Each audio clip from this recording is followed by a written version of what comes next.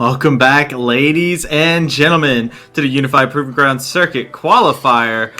It's me, Travesty. Smats is here as well. We got RBM still, but we got a new guest, Qualifier, coming in to join us to see the action between Taco Gaming on Taco Tuesday, taking on IMT AOE. Let's go ahead and get into this, boys, as this matchup is very contested, it feels like, between these two squads. Smats, I'm going to start with you here. How are you feeling going into this matchup?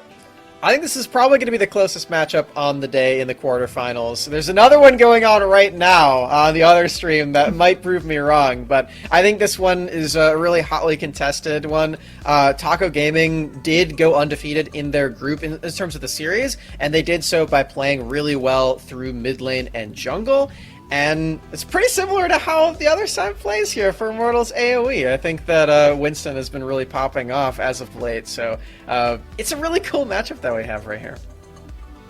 Very cool indeed. But RBM, I know when it comes down to bias, you're not biased by any means, but IMT AOE seems like they might have a special spot for you, right?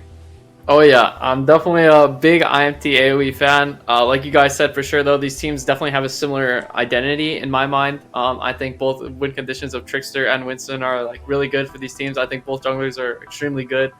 I have a lot of respect for each of them, so I like to see which one can do it better.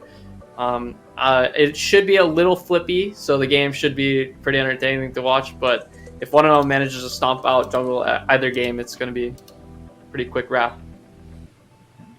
Qualifier, you're the guy that's known to win it all whenever you compete. So, how are you feeling going into this matchup between Taco Gaming and IMT AOE?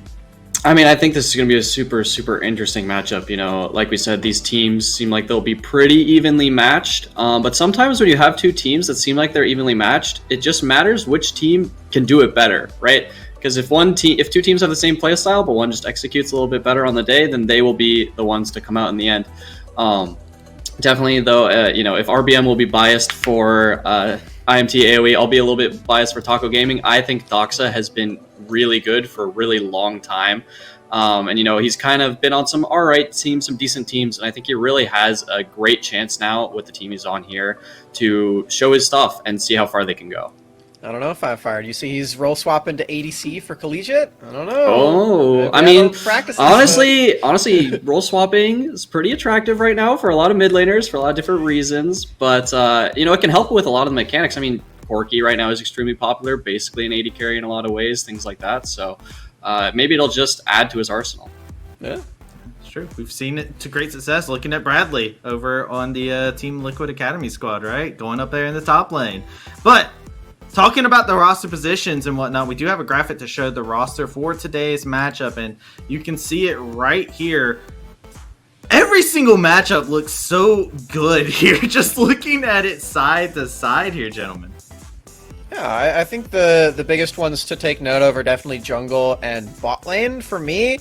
We already touched on jungle a lot, so for bot lane, I think these guys are just some of the biggest late game carries that we have in this entire tournament. Meech, I'd say, is probably the top 80 carry of the whole thing so far, just based on how he's played in the last series, especially yesterday. I mean, if you're watching those games in the Aphelios, he was the only carry that was drafted for in these games. Everybody else was just on pick champions and just waiting for him to pop off on Aphelios, and he did it both times. So he's one of my most anticipated carries in this entire thing. And then for Lynx, he's playing a different champion pool. He's more leaning towards the Ezreal, which he did get a pentakill on just last week. But still a very, very potent late game carry as well. I think both of these guys are people to watch out for as the games go on longer and longer.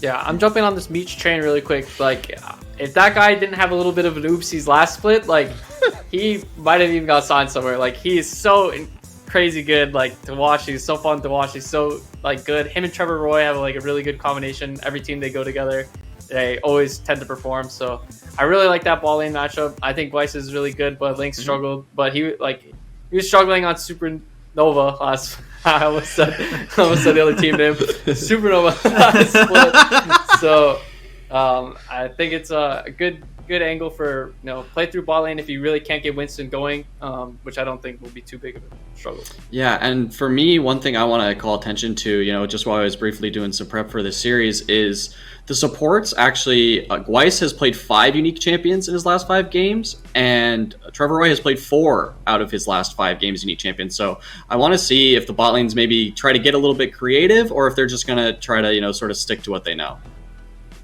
Big, especially, we've been on this patch for so long, on that 12.1 patch, so all these teams have had a lot of time to actually play in this patch, digest it, but things that these players have digested, our casters might have a little bit of indigestion with, and I want to go ahead and throw it over to our caster predictions and see exactly what they're calling this matchup to be, as it's a bit more on the AOE favor. Not a lot of believers in Taco Tuesday. Well, everybody's right so far, because Under Thieves just won, so that's good. Everybody got a point there. Yeah, I think the Immortals AOE belief is really strong here. For good reason. They did just win 2 series in a row, no losses. They definitely have momentum on their side, as Taco Gaming a little bit less fresh in people's minds, I would imagine. They didn't play yesterday because they'd already qualified for playoffs, so they've had a little bit more time to relax and prepare for whatever matchup they were going to get. But yeah, I think the Immortals AOE hype is definitely real. They have looked really, really good recently. 100% agree on that. And if you're looking at this, we had the interview the other day, right, where it was Taco Gaming. They've been undefeated on Tuesdays, except for one team. One team has taken down Taco Gaming, and that's IMT AOE. They're the only team that's been able to devour the taco on Taco Tuesday in their presence, okay? Day of the week-based stats are the most accurate. It's we'd love to see it. Yeah, absolutely. I mean, hey, look, that's the stats. That's what we're rolling with. Last-minute thoughts between my analysts here. Qualifier, you're going into this series. You got anybody you're particularly putting your money on in between these two teams? Because, like you said, it's close. Honestly, for me, I'm kind of just rooting for all these players, right? Like I said, I think this matchup's going to be super close, and I think this could be the start of an amazing season for either one of these teams, right? They got to get through lots of hurdles, but this is one of the first big ones. And when you are a team like this, that people maybe aren't pegging as the top team or maybe even a top 3 team, whatever, if you can get some confident wins here and now, it can really do a lot for you for the rest of the season. So honestly, I'm just hoping for some really good games. I'm hoping for some flashy stuff from the mid laners, especially. My eyes on Shochi and Doxa. I am kind of hoping to see Taco Gaming win it on Taco Tuesday. But yeah, it's going to be a close one. All right, got some wholesome Qualifier over here. Looking for all the players to have their moments. RBM, I'm going to throw it over to you. I feel like you're going to balance out this wholesomeness real quick. I'm definitely going to take IMT AOE in a fast 2-0. I think I think this is the closest series, and identity-wise, the teams are really similar. But I don't think I could pick, against my homeboys. I do have a good friend, Coach Shiazuri of Taco Gaming, so I hope he at least has some good drafts. But unfortunately, Coach can't do everything. All right, Smats, how about for you? We talked a lot about a lot of the players. I'm putting my stake in the ground for Cozy. Cozy really impressed me the last series that they played. I think he had a really solid team fighting game on the Malphite, and then he got his signature Akali pick. Used to go by Cozy Shroud. I think this guy has been really on a tear. So I think that people should really be looking out for Cozy. He's not the flashiest player on this Taco Gaming squad, and he doesn't always get to leave his top lane island. But when he does, I think he really does make a splash. So watch out for him. Yeah. You absolutely have to watch out for him. It's a terror to see a Malphite assassinating everybody. We'll have to see if that will reproduce itself, if it will continue to be Taco Tuesday reigning supreme, or will be IMT AOE taking and devouring Taco Tuesday. That being said, I got our casters, Jolly and Beatdown. Take it away for us. Thank you, Travesty. But what is it with these teams naming themselves after tacos, and it just makes me want all the time. That happened on the weekend too. I did get my tacos the other night. Are you gonna get them today now? I probably will have to. Yeah, at this point, you're especially obligated. Especially if Taco Gaming wins. Now, I will point out the fact that there was an update to the graphic there, so it shows that I voted against Taco Gaming. However, I did actually vote for Taco Gaming, and then on the follow-up, I voted for Winthrop, so I had those actually swapped. So, but don't quote me on that if the other teams win. Oh, I see. You're trying to hedge your bet. No, you just guaranteed. I'm literally writing it down right now. You said Winthrop. No, you can't write. You told me you can't write. I never said that. Winthrop and what was it? Taco Gaming. There you go. Done deal. It's immortalized in the Discord. If you're wrong, then you'll be wrong. All right, fine. Cindy already told me that the points would be accurate, so that is okay. I already wrote, I already put it into writing before the matches started up to date. But you know what? This is definitely one where if you're looking at the predictions, people have a lot of faith in Immortals today. And the desk mentioned that the only time Taco Gaming has been taken down on a Taco Tuesday was by one single team, that team being Immortals AOE, so they're probably going into this one feeling pretty good as well. If I'm not mistaken, Taco Gaming, though, of course, having the D1 position, the D1 seeding, as opposed to Immortals AOE having the C2 seeding, means that Taco Gaming got the decision on side selection, and they did pick blue, so they are looking for that early first pick. I do have to point out, too, the only pentakill that we have seen so far has come from Lynx. And the craziest part about that play was I think Lynx was like 0-2, 0-1, maybe at that point in the game. It was like 25 minutes in. 0 kills. And then 5 thanks to a pentakill. So definitely a lot potentially coming out of this Taco Gaming team. But my goodness, there are just a lot of veterans on the side of Immortals.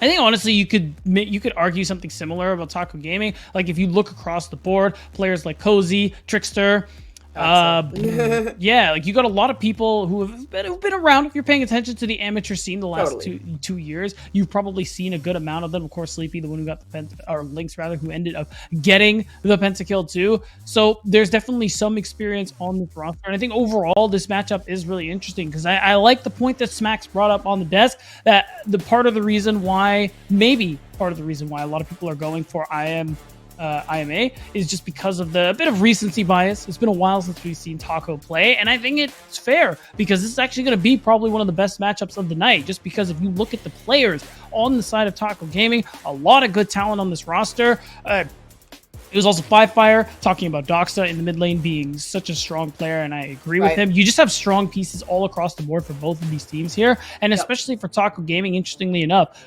For a team formed so recently, you'd think they would have more issues with coordination, comms, and stuff like that. But actually talking to their coach, Shiazuri, he told me how at the beginning that was definitely true.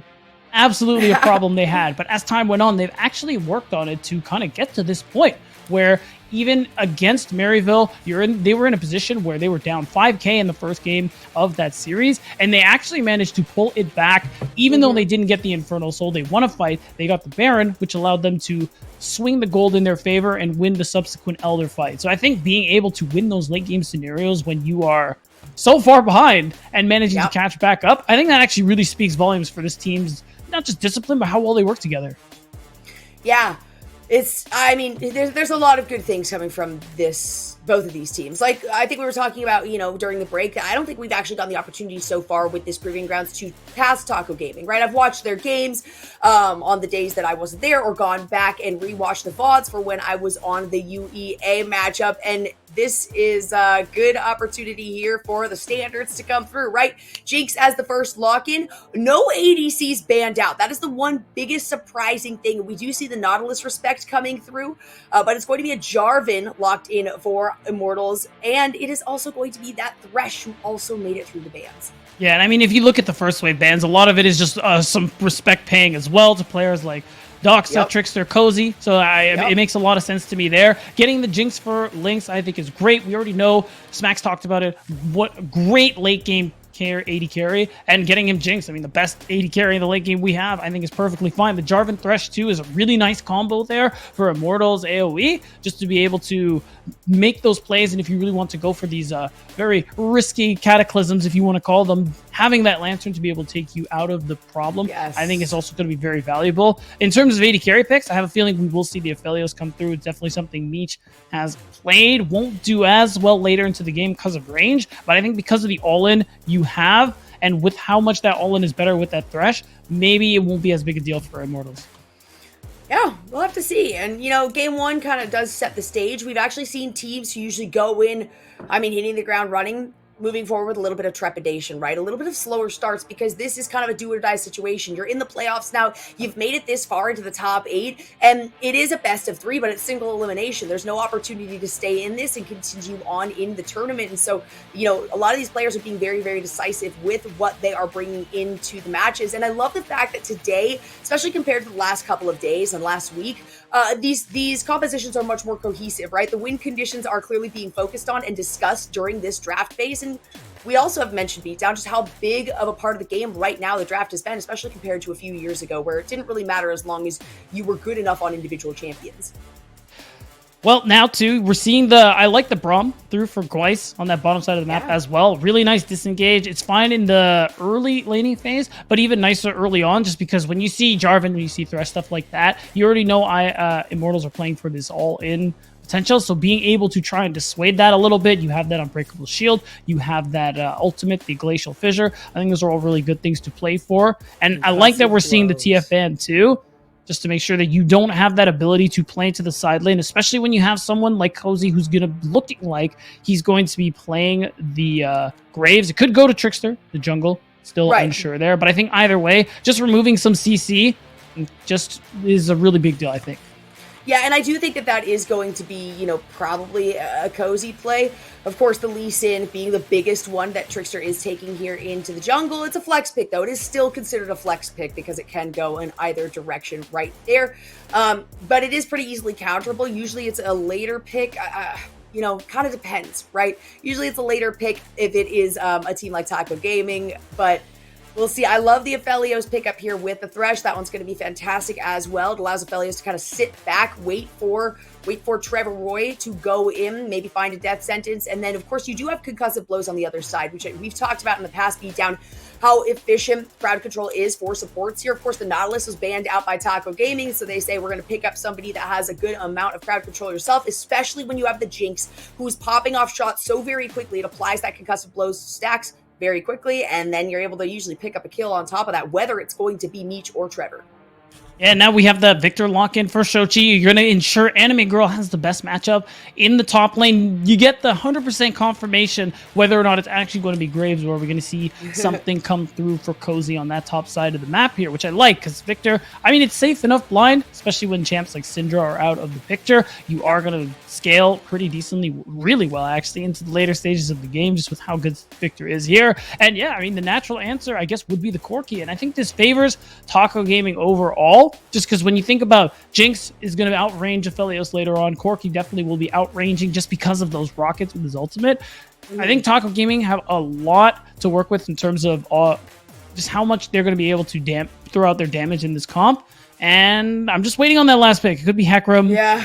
It could be Ornn. I would really like Ornn, actually. So that is going to get locked in. Yeah. Graves jungle, which is fine. Trickster's definitely is no stranger to such a pick. And this means that you do have a lot of CC. You can start these fights, or you can back out if you find yourself in an unfavorable position with that Call of the Forge God. I do like how you had the Hecarim hover, in the sense that they acknowledge this is a flex pick. They're trying to decide, do we want to put this on Cozy? Do we want to put this on Trickster? What do we think is going to be best for the composition? And you know how I feel about the Hecarim, I'm sure at this point, Beatdown. Every single time we've seen it come out, even if it's a player that is incredibly consistent on that champion, it just doesn't quite work out the way that they're looking for it to. So I love Cozy picking up this Ornn that offers a lot more opportunities here for Doxa, Lynx, and Trickster to navigate their way into the fight. And then you add the extra crowd control coming out of Gweiss on top of it, and it feels pretty good. And of course, that's going to be a counter with the Mundo here being picked up by Immortals. And I do love to see that back and forth at the early parts of the game, though it is a very slow start for the top side with this matchup. Right, and the thing that's interesting to me about the Mundo too, it looks like Immortals kind of get the fact that they are going to need a big health pool to kind of deal with the fact that, Jinx is going to be doing good damage with the rockets at range. Of course, the same thing coming through with Doxa on this Corki. So, you got a big health bar. When that ultimate is available too, it's going to make it that much easier for Immortals to kind of run down Taco Gaming, which is kind of what they're going to have to play towards here, just because they need to get in range for Shochi, for Meech, to be able to actually output that damage that they're going to have in spades later on in the game. Absolutely. We haven't seen much Braum. I will say that we haven't seen much Braum. We should. We should. I absolutely agree. I think that he's very efficient. The stand behind me is huge in terms of just trying to save anyone who's going to be going in, and I think that's a big part of this too. Is saying, hey, we're getting the Jinx second off, we're getting this Braum to lock in. And then if you're able to follow that up with the Graves, the Corky Men, you're feeling really good about being able to throw up that unbreakable shield in front of all these squishies back there. And that's if Cozy isn't even able to participate in the team fight, which from a distance we know with Call of the Forge God that is a capability here. So I like to see things for Taco Gaming. There's a lot more potential for the early game, whereas with Immortals, of course, you do have quite a bit coming from Meech and Shochi here in that early game damage. But like I said, Anime Girl, it's going to take a little while to start up. Winston, we do know, is a very aggressive team fighter and is going to likely be engaging at the level 3. Honestly, I would like to see all junglers take their half clear and find a level 3 gank. You know what? If there's no opportunity, I understand that. But there's been so much success in these early ganks that we have seen coming from some of the top teams like Fnatic on 100 Thieves, as we just saw in the previous matchup, that I do think it's worthwhile to try to get that early initiation. Well, I think it's going to be tough for Trickster, who's playing the Graves, unless he finds like a really good opening here where one of his laners is pushed in. I think we're probably just going to see him go for a full clear, go for a scuttle crab, call it a day, at least for his first clear. On the other side, you did highlight him. We've been talking about it all day. Early game junglers doing early game things. Winston, I'm looking for him to do that, and he has lanes that he can play towards, especially that bot lane, because Aphelios Thresh, very dominant in the 2v2. So if Winston is also able to find some early value here, maybe path top to bottom, and try and set up a kill for either himself or me, set links behind, it's going to be harder for this Jinx to come online later on and outscale like we were kind of expecting her to. So this early activity, I think, is going to favor Immortals a little bit. I just want to see them use it so that they can kind of pilot themselves to that later game where they're in a favorable position. Yeah, they do have that early part. And you also got to consider that in the laning phase itself, Braum is great for fights, but for the laning phase, when you've got something like the Death Sentence and the Flay to either kind of throw the enemy back or encourage your team to continue to be able to fight by throwing them onto your side, you have a lot more opportunities for like full engages. Whereas with Braum, you have to hit, you want to hit the Winter's Bite. You can follow that up or apply the first stack of concussive blows with an auto attack, but the Winter's Bite does really come into effect. It takes a lot of mana in the early parts of the game, and if you miss it, you're expending a lot of resources that you're going to have to wait a pretty long cooldown for. So that is something that definitely Weiss is going to have to be careful about. Once you hit the level 6, once you get like a full built item, though, you have a lot of survivability, and that means that you're going to want to engage on these fights anyway. And again, given the composition here that Taco Gaming has applied, that's exactly what they are looking for. And even if it takes a while to get to the team fight stage, they are okay with that, so long as Immortals doesn't pop off in some of these.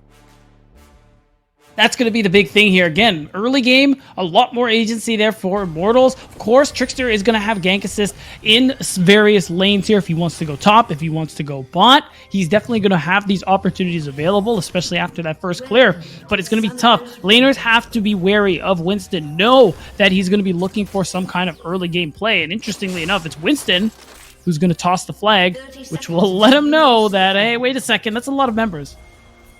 Yes, it is. Easy enough to back away from that one. Winston continue to move forward, keeping an eye on them. Does already have some vision there. Weiss is going to throw down some of his own, just a little bit of a reset. Taco Gaming, definitely a team that is looking for potentially a cheeky play, but they can also acknowledge when that play is not going to come to fruition. Right, you definitely, even though you have a really strong level 1 with Braum and those concussive blows, you don't want to actually force your hand and give away any early gold. So we're just going to go back.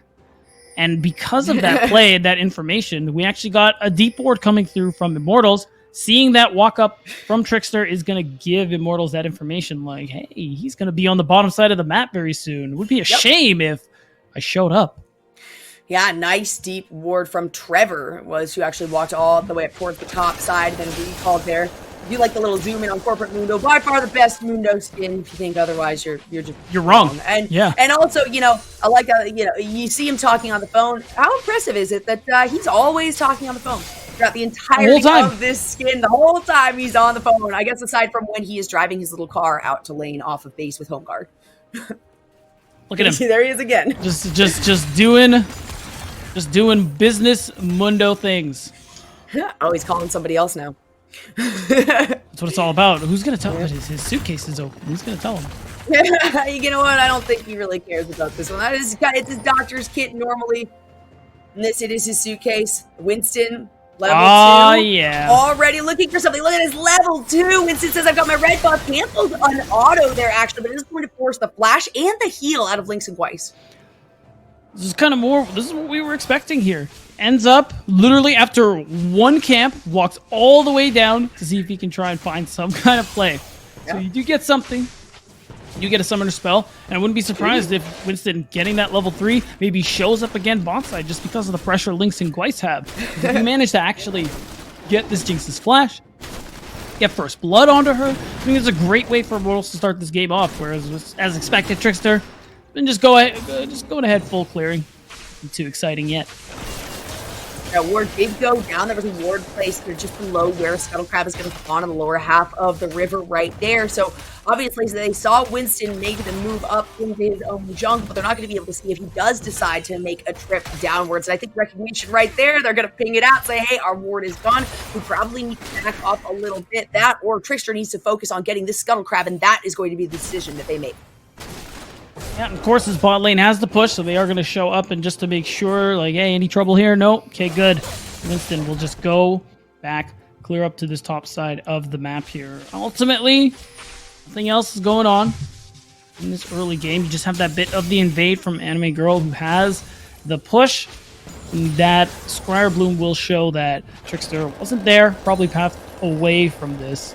Not a whole lot really going on here. Still, though, Immortals, Winston specifically, will have a lot of opportunities to try and find some of these early ganks here and hope they turn into a kill. Yeah, and there were pings that instantly came out, in recognition of, okay, hey, we do know that Trickster was down in that bottom side. We can see that the Scuttlecrab has been picked up here by Taco Gaming. Of course, you already had Anime Girl moving down, not just to get that scrying orb, but to also help pick up the Scuttlecrab on the opposing side, right on the top side of the river right there. And it is kind of a bit of a struggle right here for Taco Gaming, or at least for Lynx in particular. A nice little dodge right there of the Calibrum by Lynx will at least prevent her from taking a lot of damage there, but the pressure is certainly on in response. This is going to be kind of a back and forth situation, though, depending on where these supports decide to roam or whether they decide to stay down below with their ADCs. But considering the fact that the flash was burned from Weiss, the heal was already burned from Lynx, that means that Immortals is going to have a bit of pressure for the next, minute or so. Right, and we talked about lane pressure, especially in that bot 2v2, but I think if you look especially on AoE side, important thing for them is those jungle support timers being able to find opportunities for Trevor to leave lane, kind of like he's doing right now, and see if he and Winston can sync up to make some of these plays here. A lot of CC available between the two of them, with Doxa moving up just a little bit in lane, although he's playing towards the top side. There could be something to look for here. And I like this from Trevor. He's not really overstaying. He's just here, supporting Winston, looking for plays if there are any available. And that's going to allow Immortals to pick up Dragon number 1. Nice pickup there for Immortals. I mean, Infernal to start the game off for anybody is good, right? You get a little bit of that extra damage that's going to be applied across the board. The gold, still about the same. I mean, we're only 5.5 minutes, a little bit over that into this game. Anime Girl might be the first death right here, though. It does look like Trickster should be able to find that, and first blood goes over to Taco Gaming. Yeah, really nice. No ward there to be able to spot out Trickster, so it just ends up being a very easy gank coming through, forcing Anime Girl to have to TP back to lane. There's no Herald to go for, but I think they're going to play for at least one turret play potentially here. Oh, whoa, Shochi? Very low. The Chaos Storm does come out. Recognition that, hey, I hit level 6 before you did. Doxa, you got to get the heck out of here. And it continues to be more pressure from Immortals. Likely going to be close to a plate if Winston is going to come up and help here. If not, nope, it's just going to be the TP back in by Doxa. Shochi at least gets about half that plate down, but that's going to be the maximum for now. I think that's fine. Ultimately, you get the TP out early. Doxa has to use it just so he doesn't lose a lot of this wave, and is only just now hitting that level 6 mark. Because of that pressure, too, it allows Winston to go for the Raptor steal. I think he ended up just leaving one little one, as is customary when stealing jungle camps.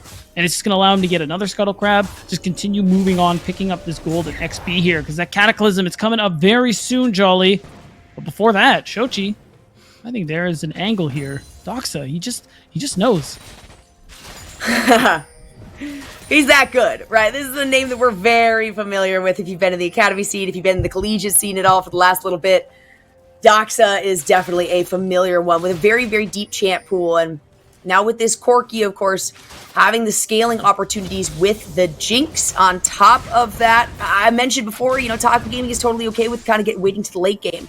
The only thing is they have to ensure that Immortals doesn't pick up some of this early game because that can lead to a potentially devastating later game for Taco Gaming if they're not able to at least get some sustainability, a couple of items onto Cozy and Gweis before these team fight stages kind of take place, before we get some more movement, some more collapse towards the mid side of the map. But I'm not surprised that we're seeing most of this jungle movement towards the bottom and the top side of things.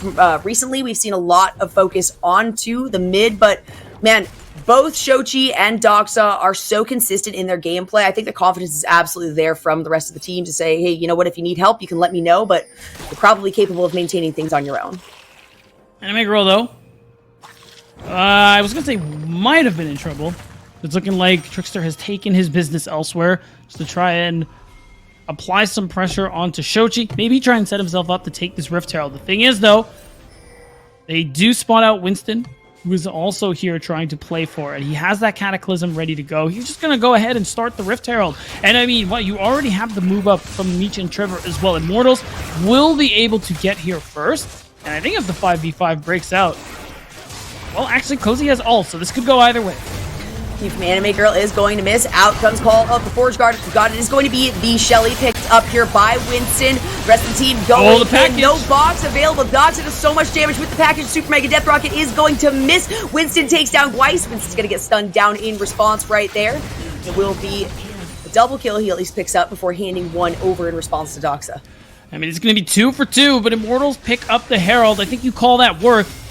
Especially because Shochi's going to be able to go back and farm. Meech is going to be able to do the same. Your main carries still don't end up falling and pick up a good amount of gold in the process here. Now Winston has this Herald. He can drop wherever he pleases, and we're going to see the replay here. They didn't really get eyes on the Herald and see how quickly it was going to be gone until this last second here. Cozy, he's looking for the fight after. The thing is, it's tough. Meech and Shochi managed to avoid a lot of the damage from this package, and they weren't separated enough to be able to actually not be as effective, which I think is what Doxa was going for. There were at least those 2 members, of course, in Winston's Cataclysm. Part of why, there was the bit of separation as well. But hey, you know what? If you're going to trade over double kills like that, it feels really good to have the double kill applied to Doxa, who's now going to have a big advantage in this. It was 2 assists that Shochi was able to pick up here on the mid side. Once again, the pressure is back on for Taco Gaming on the bottom portion of the map here. Immortals having picked up that dragon, being considerably ahead in creep in the top lane, as well as the mid lane for Shochi. And then, hey, you got at least 10, 12, at least 13 now at this point, over for Meech. Means they are going to find a small advantage, but it's quickly slowed down. That differential not going to grow anytime soon. We're just kind of waiting for one of the big team fights to break out because so far it's just been a few of these ganks, and this might be the place that it happens. Yeah, I was going to say this Herald, or rather this Dragon, is going to be a big pickup if they manage to go for it. Doxa doesn't have package, so if a fight breaks out, the Immortals do have a better chance here. Yeah, actually, I think they might just go for it. Twice. Gonna have to use the stand behind. He ends up doing the Unbreakable Shield. Out comes the Glacial Fissure on top of it. You're stuck in the Cataclysm. Winston is gonna pick that one up, no problem. Trickster just has to run away. Yeah, the nice death sentence from Trevor really setting this whole thing up here. Even though Shochi wasn't there, Doxa wasn't actually able to do much, especially with the fact that he didn't end up having the package. Problem is now Shochi, yep, gonna have to back it up. A lot of damage. The Super Mega Death Rocket just too late on that, and the flash does come out of Shochi at least. And ultimately, I think still very positive for Immortals to be able to get that pick on Gweis, pick up their second Drake, and now, because Gweis is still just coming back on the map and walking his way bot, we could have seen the dive come through, but I suppose Winston's health was a little too low for that one to actually work. Can you imagine he's wanting to drop that Herald on the bottom side of the map, get some extra gold into Meech's pocket, who's been having a good early lane phase so far. Look at that. 30 CS at the moment here. Yeah, that's pretty massive. It's pretty big. You've also got the 20 up in the top side for You know, Anime Girl here, really, I mean, just across the board, aside from just a minimal lead in favor of, like, Trickster, for instance, in the jungle here, that's it, right? Otherwise, the advantage is entirely in favor of Immortals AOE. And that's what they're waiting for. Of course, we kind of talked about Beatdown, how Taco Gaming is okay with getting into the late game. You don't want to hand over a ton of kills to people who really don't need it. And of course, Winston has picked up all 3 kills for the team here, has already finished the Gore Drinker. So is the first member, aside from Cozy actually, to have completed the mythic item. As we can see, the gauntlet up in the top lane has been finished. Likely due to the fact here, of course, even though Anime Girl is ahead, hasn't had the recall opportunity and still has the teleport up and available for both of these top laners. So this team fight could turn into something huge if Cozy and Anime Girl decide to make a move downwards. Shelly comes out, going to get a nice charge here onto the tower. We're down to the final plate as there is 1 minute remaining on those. Still, good amount of gold, but no turret taken down because Trickster knows this is what Winston wants to do. Still, though, now Trevor is going for a little bit of deep vision, looking to see if anybody actually disrespects him, walks up, and now we're just looking at Trevor. Yeah, I think he's going to force. Can he land the hook? Oh, it's beautifully done. The Chaos Storm comes out. Shochi's going to take that one.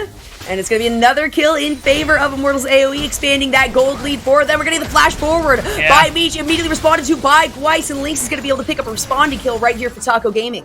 Yeah, big punish. Meech definitely should not have been that close up, especially once Trevor showed up in the mid lane. But ultimately, could still see a play come through. It is 3 versus 2, so I don't think they can do anything other than force Taco Gaming off this turret. Still, getting a turret plate into Lynx's pocket, solo no less, is important just because of how far behind Lynx has been in this early game. Allowing him to catch up, and so he can be that late game hyper carry, is really important.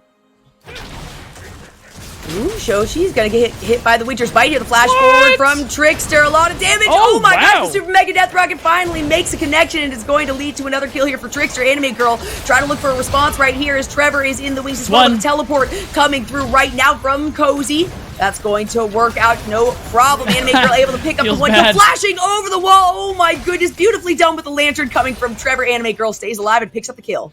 Yeah, easy double for Anime Girl. There's another Herald coming up very soon. You could make this play for it if you are Immortals AOE. At the moment, we're just going to go back to farming things up.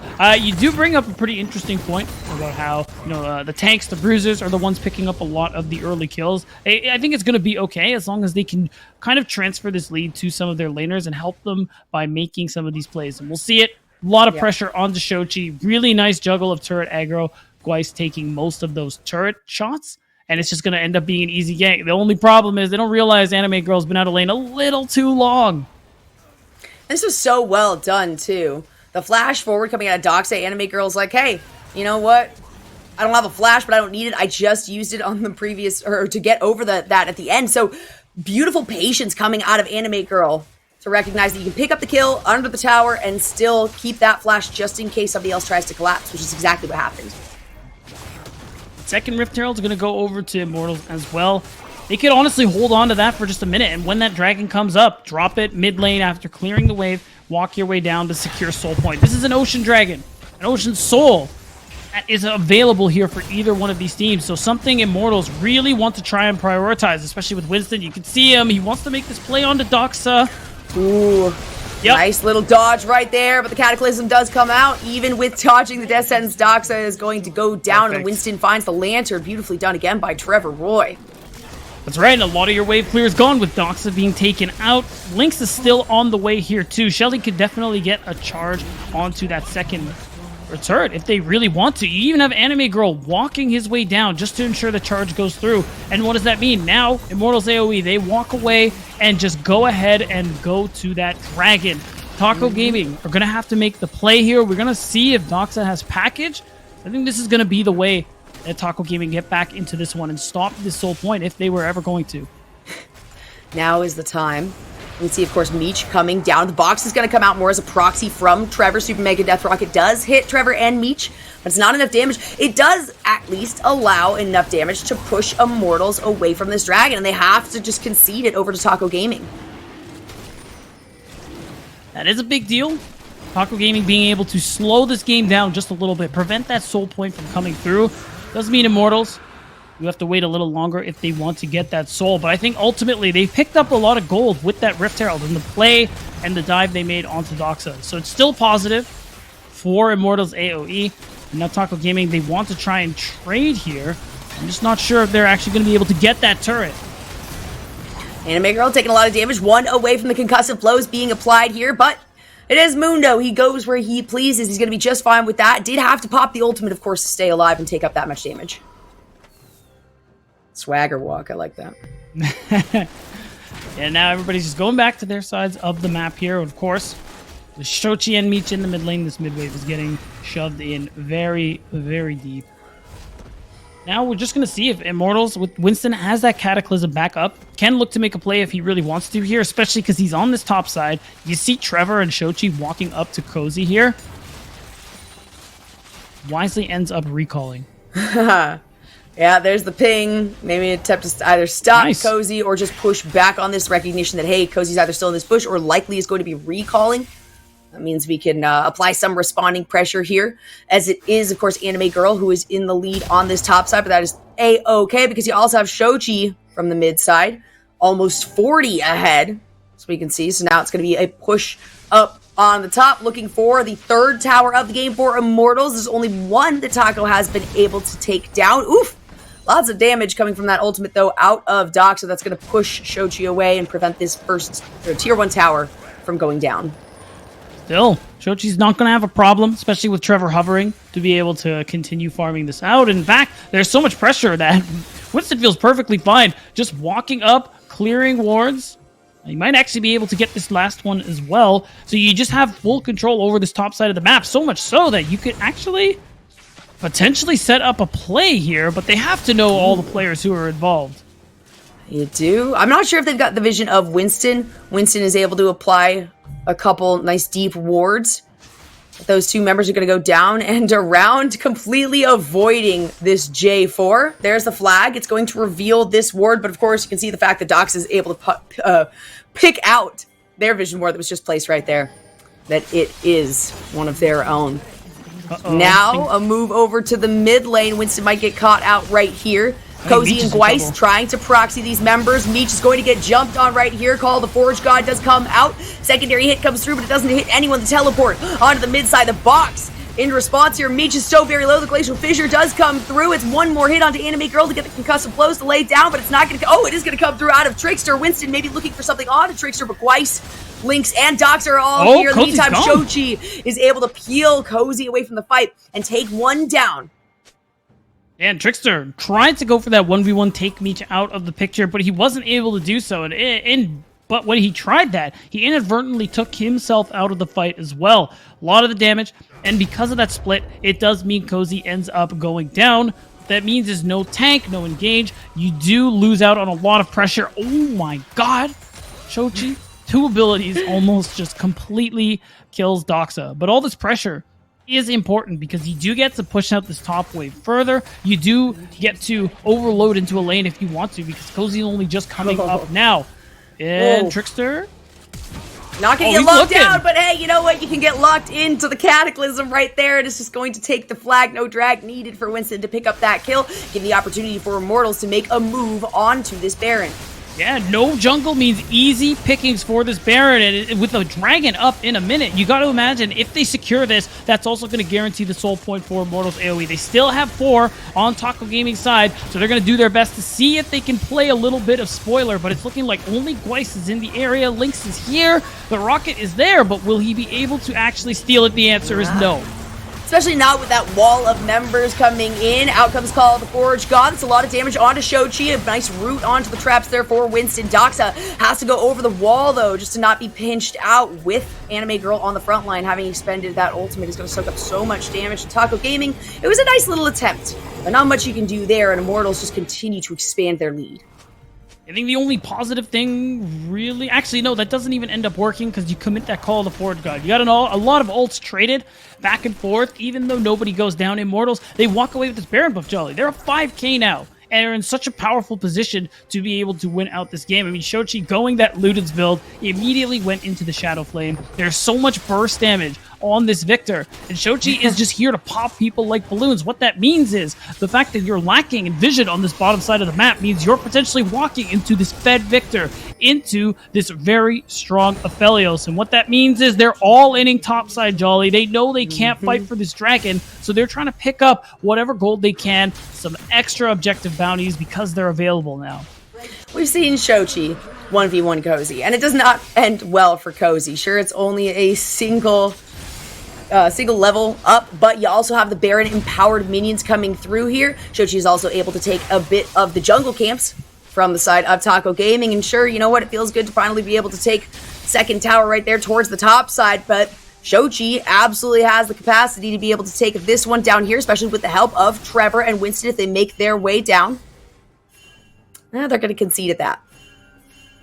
I mean, the wave is done, so they have to back off just for the moment here, but the pressure is still there. I think Shochi might walk up, or at the very least stay close enough that he can empower the minions, but he notices a lot of people are walking to clear this vision, so he's just going to happily walk away from this. Still, ultimately, Immortals got a nice chunk of gold when they took that Baron. They might not be able to take any turrets with the buff and get a really big power play, but ultimately, it's still good for them at the moment here, as we see the picture-in-picture for what is on our screen, ultimately.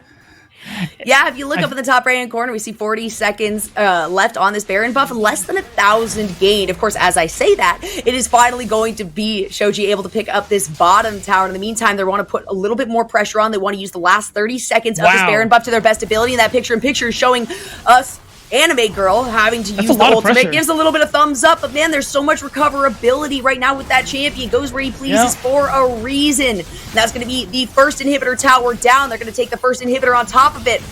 Say, hey, you know what? That might be good enough. Shochi's able to put a lot of damage up onto Cozy Anime Girl, trying to give pressure here to this mid side as we're in the last 5 seconds of this buff.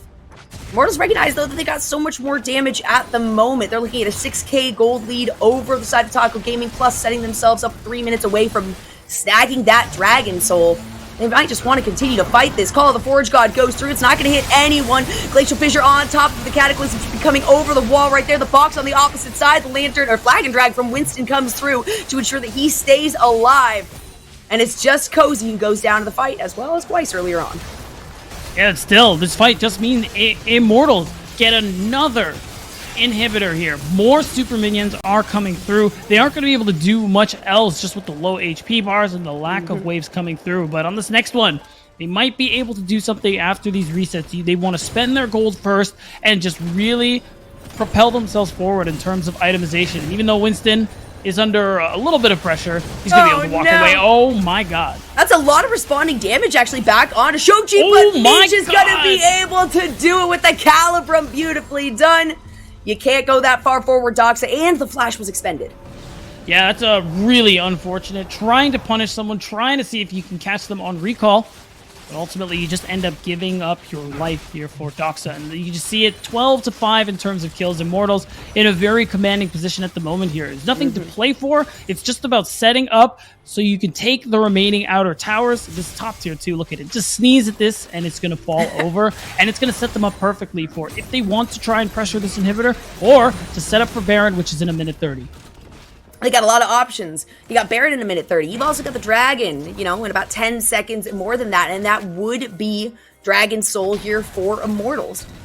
Of course, they care a lot more about Baron. They're looking to end this game. And they probably are even looking to do it without either of those objectives being picked up, which is very, very capable right here from this team. So they're going to topple here onto this top side's tower. Another initiation likely to come through. Call of the Forge God comes out. Winston has to flag and drag. Doesn't have it here to get over the wall, but does have the Lantern available. It's a lot of damage coming out of the Victor right there. The lockdown is going to come through on top of it. And now most of Taco Gaming has to go back to base to get a little bit of health before re-engaging.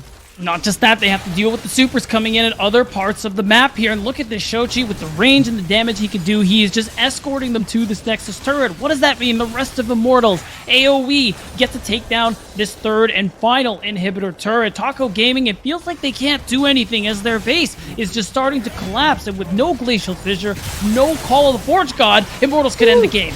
Beautiful death sentence is going to be followed up by the box. That means that Trevor actually picks up the kill right there. The Cataclysm forces the flash out of Lynx, an attempt to use the package to get out of that one, forces the flash out of Trickster as well with the Chaos Storm on the backside. So much damage coming out of this Aphelios. The Super Mega Death Rocket does not do nearly as much as Taco Gaming was hoping. This member still being alive though. Anime Girl taking quite a bit of damage, but has the ultimate popped, is able to stay alive. And in the meantime, these low health members of Immortals are ending the game right now, taking Tower 1 and Tower 2, now padding their stats and just letting the minions end the game. Winston is so very low. Same thing with Trevor, but just in time, Immortals ends the game and sets themselves up for match point going into this best of 3.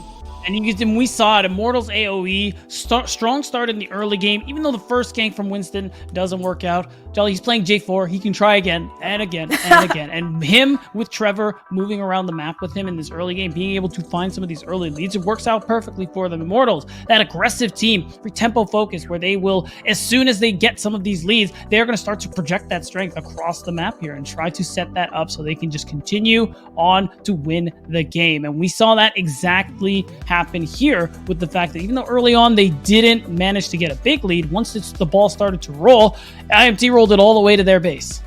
It's true.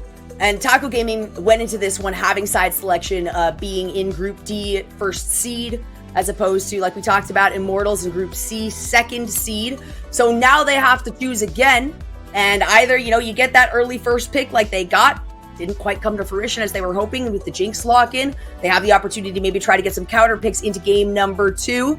We are going to take a very quick break, of course. Before that, we got to talk about skulls, right? If you're looking to upgrade your gamer gear, look no further and start your 2022 off, right, with official unified esports merchandise brought to you by Skulls. You got hoodies, you got joggers, you got jerseys, you got armbands. There's a lot more to come as well. You've got the skill, now get the gear. It's Skulls, SKULLZ, as you can see at the bottom of the screen, .com/collections/unified. That's got everything you need. Gear up.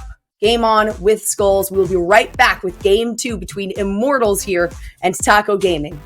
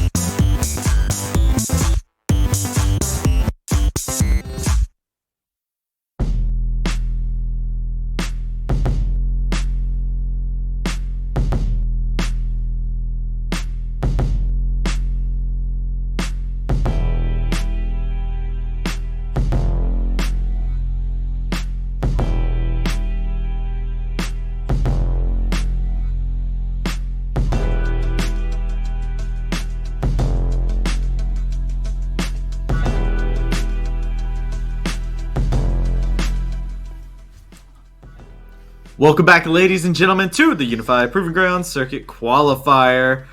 We got to see Taco Gaming IMT AOE taking the first dub here inside this series. And first and foremost, Qualifier, I want to go ahead and talk to you about, you said it, these two teams play similar styles. It just took one team being able to play that style better.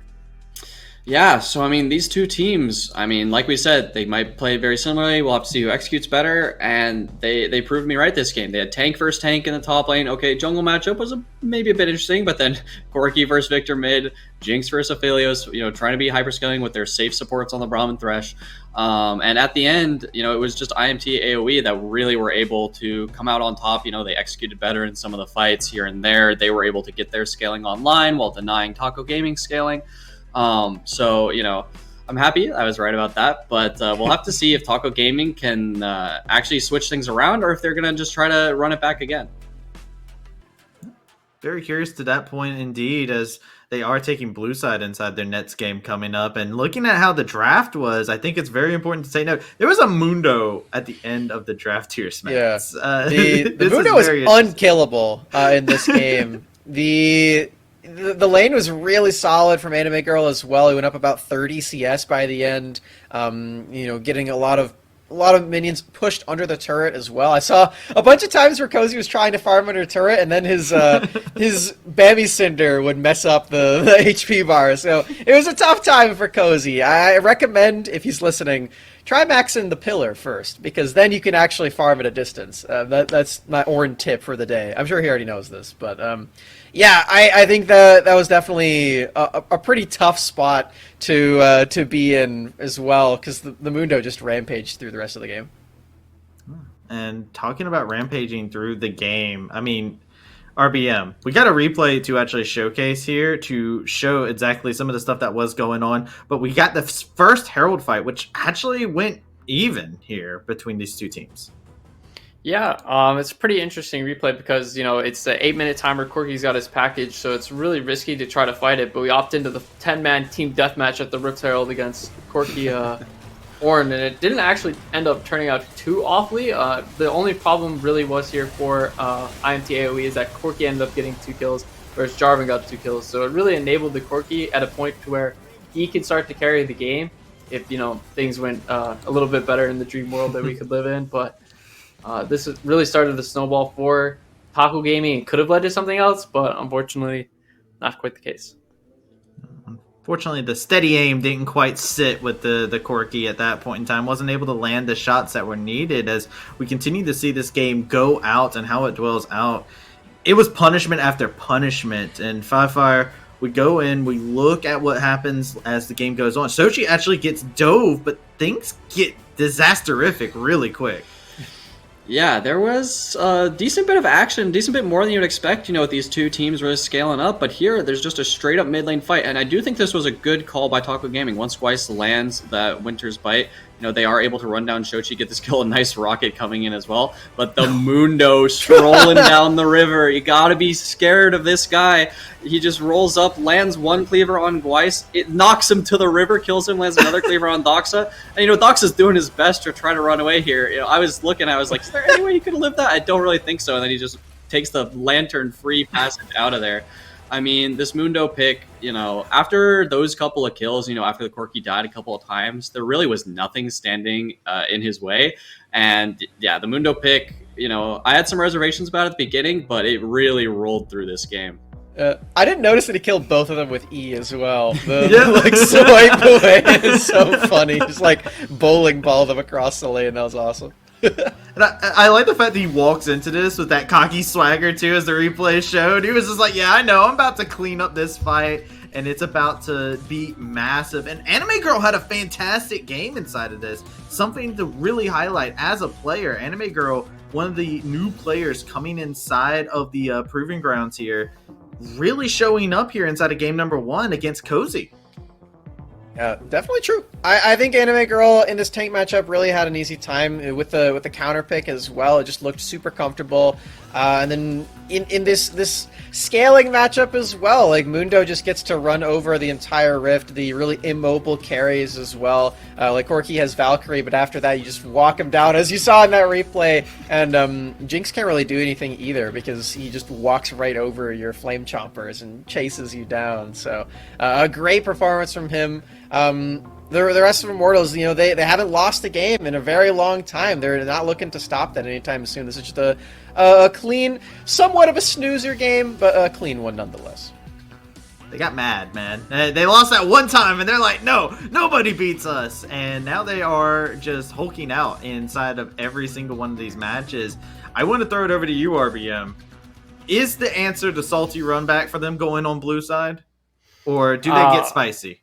I definitely am not a fan of running it back on blue side. But, I mean, there's not much you can do. My best advice or thought behind my thought process here for the draft is instead of going for like this first pick Jinx, if you're able to play Jinx and Aphelios, I think it's a little bit more valuable to get that Thresh. The Jinx really can't play once you go FP Jinx and the enemy team goes Jarvan Thresh. So now Jinx doesn't really have a great way to kind of live Jarvan just deciding that you're dead. Or Jarvan went Frozen Heart in that game and he just R's on top of Jinx and she doesn't auto attack anyone at all. So an adaptation like that is definitely going to be needed. Or something like Kindred instead of Graves, which also has a great matchup into Jarvan. Maybe you could try to use that to, if a full salty run back happens, you could try to get a Kindred instead to try to R on top of, the Jarvan ult that's inevitably going to come, and maybe you can scale out the team fight a little bit better. Well, Qualifier, is that spicy enough for you to switch things around, or you got something else in mind? Well, so if they want a full-on salty run back, I would actually, I hate to say this, but I would actually be more boring. They were taking too many fights in the mid game. Wait for your Corki to get 2 items, wait for him to have package, just show up to every dragon fight and take it. Right? They ended up even getting the 3rd dragon, but they only got it because they lost 2 towers mid because of a previous fight, right? Just give yourself some time. Ornn is actually, if you look at solo queue stats, he's the champion with the highest win rate past 40 minutes, right? So get to that 40 minutes, get to that Exodia late game. I would like to see them either do that or just, completely go for something crazy, go for some Yasuo, Diana, whatever. Try to let Doxa really show his stuff. But I think they're probably going to play it slow. To see if this will be the place for them to be able to showcase exactly what got them here. But with that being said, the players are ready, the teams are ready, the casters are ready, as we are going into game number 2. Jolly, Beatdown, take it away. Thank you, Travesty. We are ready. Right, Beatdown? I think we're ready. Yeah, I'm ready. Are you ready? I'm ready. We have to make sure. I think the biggest question is Taco Gaming ready? Because their backs are up against a wall now. This is match point for Immortals AOE. This is single elimination. There's no second chance coming out of this. This is the top 8 teams. They've already fought so hard to get here. But man, this is a strong opposition in Immortals. And I really do think that hopefully we see a little bit of a cleaner composition picked up here by Taco Gaming. While I like the Braum, I think that the Nautilus, the Thresh, the Leona have just been a bit stronger in terms of the front line because they do have just a little bit more resiliency in the early parts of the game. Braum needs an item or 2 before he can actually survive a lot of these fights. And we're coming in already with the first ban phase almost completed. Xin Zhao, Gwen, and now the respect ban of the Jarvan added to Taco Gaming's. Right, Winston, Electric on that game 1.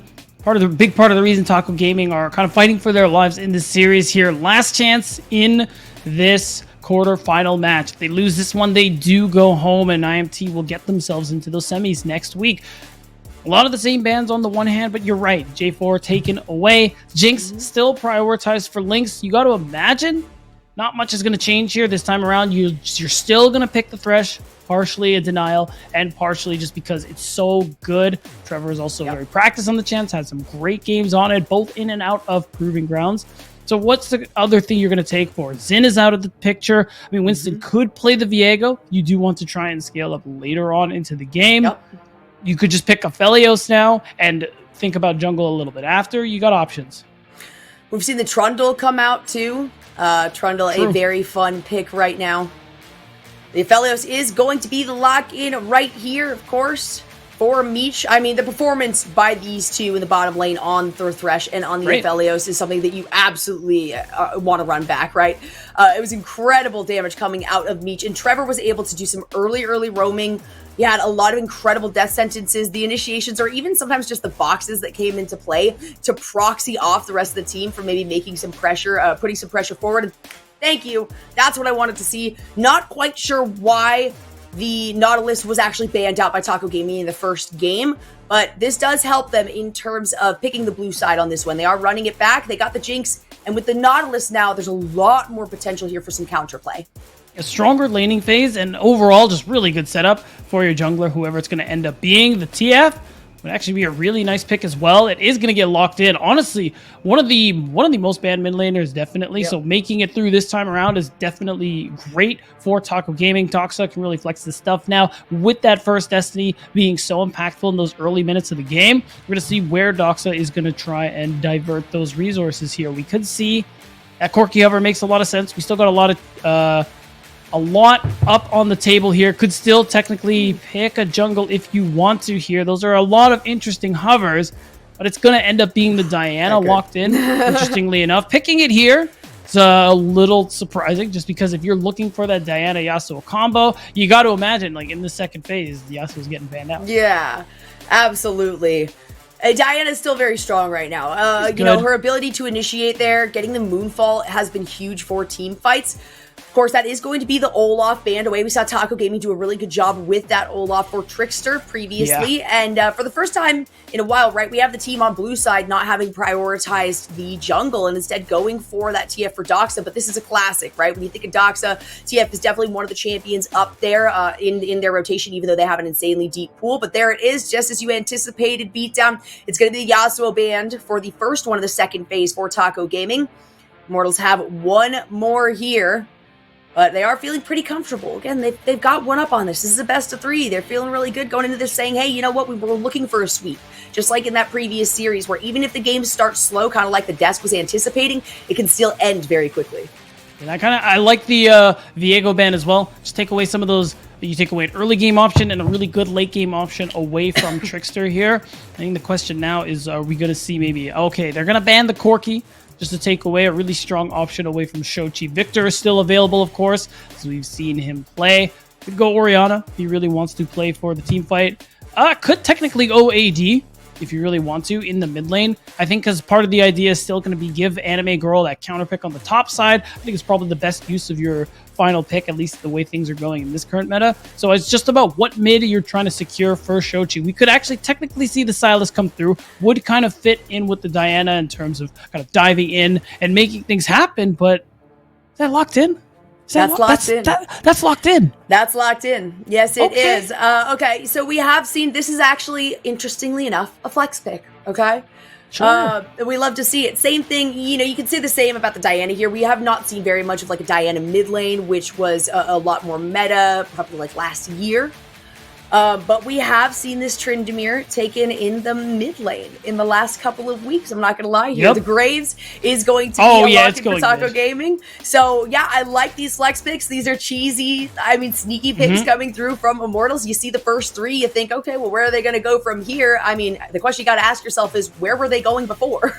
Yeah, and I mean, I saw Shochi switch to Ghost. That's Trynd mid. This is not a flex pick. They know they're going for that one. And the Trundle, wait. No, we're not going to talk about that. We're going to talk about how this time Cozy is going to be playing the Graves on the top side of the map here, and Trickster is actually going to run the Hecarim. The only thing that is a little tough about this Hecarim is that you do need a little bit of setup, I think. You do kind of have that with Gweiss and Doxa, especially if you use that Destiny to get a really good advantage here. So I think just that teamfight setup is going to be really important here for Taco Gaming. Luckily, they have options. The Tom Kench being that last pick is definitely an interesting one. I mean, it's got a good laning phase into pretty much into most matchups here. So I think the big thing that's going to be nice about it too is you can use that R Devour in these team fights to save a potential Squishy who's getting jumped on by TF by this Hecarim. And there's a lot more survivability again. Once more, just like in the last game, on Very the side tanky. of Immortals. Incredibly tanky. And we saw how well that worked for them towards the later half of the game. And, you know, Taco now at this point needs to start things off early. Try to get early initiations and engages, but that's hard to do when you have to recognize the fact that, hey, this is your last opportunity to potentially stay in the Proving Grounds tournament, right? You got to be very careful about the decisions that you make, and that's going to make things a lot more difficult for Cozy up on the top side of the map. Trickster is probably going to have to put a lot of focus into that. Of course, you got the Abyssal Dive that you're capable of using as Anime Girl here, and we've seen how quickly Anime Girl is able to stack an item or two in this, then say, all right, top lane later, I'll see ya, maybe never. I'm gonna go join the rest of the team fight and we're gonna focus on these objectives. And so Taco Gaming has a bit more of an opportunity to kind of, deflect Immortals from immediately going on to these objectives like we saw in that first game. The second that they spawned, they were on top of it. And hopefully that will allow them a little bit more of an opportunity to have an advantage in their positioning before Immortals kind of writes the script for these fights. Yeah, it's going to be interesting too, just because of the fact that when you think about Shochi, he's playing this Tryndamere. A lot of his goal is just going to end up being like once the Moonfall comes through from Winston, once the engage is coming in, everything's getting messy, and we're in the team fight. Shochi is going to be looking for Doxa. He's going to be looking for Lynx, especially, and with that Undying Rage, a good amount of CC might not be enough to protect the AD carry on the side of Taco Gaming. Like, at the very least, these team fighting positioning is going to be really important for Lynx this game, just because even when Trickster ends up going in for these dives, even when Doxa goes in and Gweiss probably follows, Lynx will be a little bit vulnerable, and that's what I think Immortals are going to try and take advantage of here. You've Winston, who could technically bypass the front line. If you land that Q, get the E reset. Shochi, of course, with that E, especially if you find a good angle to get on top of the AD carry, is also another way to do so. On top of the AD carry, or even, this is going to be pretty easy for Shochi going into this, right? You're going to take a bit of damage, but my goodness, your ability to just jump onto Doxa and say, you are mine, you're not getting out of this, especially after you hit level 6, is huge for Shochi. And I have a feeling we're going to see another kind of ARAM style game where once it gets to the team fight stage, it's just pressure in the mid. If you have the opportunity for some side laning, but really that's not kind of what they're going for Immortals. They're going for these massive team fights. They're looking to get Meech jacked up again in the early parts of the game. So for Taco, like I said, you've got to anticipate Trickster is going to be focusing up towards helping out Cozy in the top side, and Winston kind of gets to choose. Likely will be able to put a lot of pressure here for Meech and Trevor in the bottom lane because of the stability that you have coming from Anime Girl in the top and Shochi in the mid already. So I think this time around, though, the thing that's going to be different is that both junglers this time around don't have the as many opportunities to make plays into that early game. Winston, this time not playing Jarvan, playing the Diana, does mean that unless you have a really good angle overall, like you have an angle bot where Trevor ends up landing a death sentence, you get an angle top where Enemy Girl gets the stun with that tongue lash and Tahm Kench passive, then maybe you'll be able to go for some of these ganks. But I think ultimately, unless you get early priority on maybe this top side of the map here, I don't think we can see Winston make any too many aggressive plays pre-6. I think the same could be said about Trickster as well and the Hecarim, both champions who need that ultimate to really start to come online and affect the outcome of a lot of these skirmishes and team fights here. So the laning, I think, is going to be really important here, where, again, we talk about Meech and Trevor, this Aphelios Thresh, really strong in that 2v2. Even though Gweiss is on this Nautilus, can play a little more aggressive. I think without jungle intervention, we might see things go similar to how they did before. Yeah, You say that Trickster maybe can't do things early, but man, I still think that the meta allows for really early ganks. I think it might have been Trickster actually doing the level 2 gank in the early game for last time, picking up, okay. All right. Well, previously, either way, still, it was first blood given over to Trickster thanks to a pretty early gank coming through. So, you do have to consider that Winston maybe might want to hit level 6. Yeah, sure. But if you can get an early lead for this bottom lane, then after that, you can just stay in your jungle. You can try to do some invades. You can imagine that the pressure is going to be there with the counter picks here for both Anime Girl and Shochi. And again, the stability, the resilience that they have as these two champions. Once everybody hits level 6, it's team fight time for IMT. Right, and the same thing could be said about Taco Gaming when we talk about solo laners. Doxa, again, on this Twisted Fate, a pick that I'm keeping an eye on just because of how strong it is at a moment. Globals just being so coveted, and Twisted Fate just being able to be so big with setup, especially once you get that RFC, being able to yellow card from long range. Yup. RFC. Still a very busted item, and usually a second pick, if you're going to pick it at all, comes in handy for many of these ADCs, many of, these range extenders like Doxa. We know how aggressive Doxa tends to play all the time. Of course, Shochi just really popping off in that last game as the victor. Of course, same thing with Meech. And there's already a lot of synergy between Meech and Trevor, right? Both of these players were on Dignitas Mirage last year for a few months. So a lot of cohesion between, both of these teams, because you also got to consider Cozy and Doxa on Slew, right? You got the Supernova crossover as well for Lynx here. So I do love to see these cohesive teams very, very even keeled here, though it does feel like that game number 1 was, I mean, almost entirely Immortals. Oh, Doxa. Yeah, he's in a little bit of trouble. Oh. Turn it around, all right. Throwing some autos. A little bit of back and forth now. I mean, it's going to have to be a recall for both of these players. Yeah, and ultimately, it is nice to be able to get that pressure, force some of those corrupting pot stacks out early, where Shochi, I mean, once he gets levels, once he's able to heal off his rage bar with the Q, I mean, he can continue to look for these aggressive plays early on here. This is kind of the thing with Tryndamere mid, and why it's pretty tough to play it into mages, even one with CC like Twisted Fate.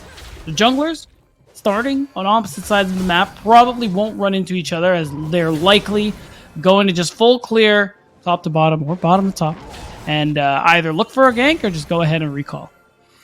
We'll have to see. I would like to see a gank. You know how I feel I about would this too. beatdown, right? I want some early action. You know, I feel like Immortals of both of these teams is going to be trying that much, much earlier, just based on the fact that they have this 1 game buffer, right? For Taco Gaming, it's a lot more risky to potentially make a push into one of these lanes if you are not aware of where the opposing, well, really, where Winston is going to be at the time, or even where Shochi might be, because we've seen so much navigation coming from both Trevor and Shochi to help out the top and the mid sides of the map right here. Winston is navigating up, does use the blast cone, might be looking here for an opportunity. The vision is placed in this river bush, but it is, of course, on the side of Immortals. And hey, I told you, beatdown, we're looking at a level 3 gank here.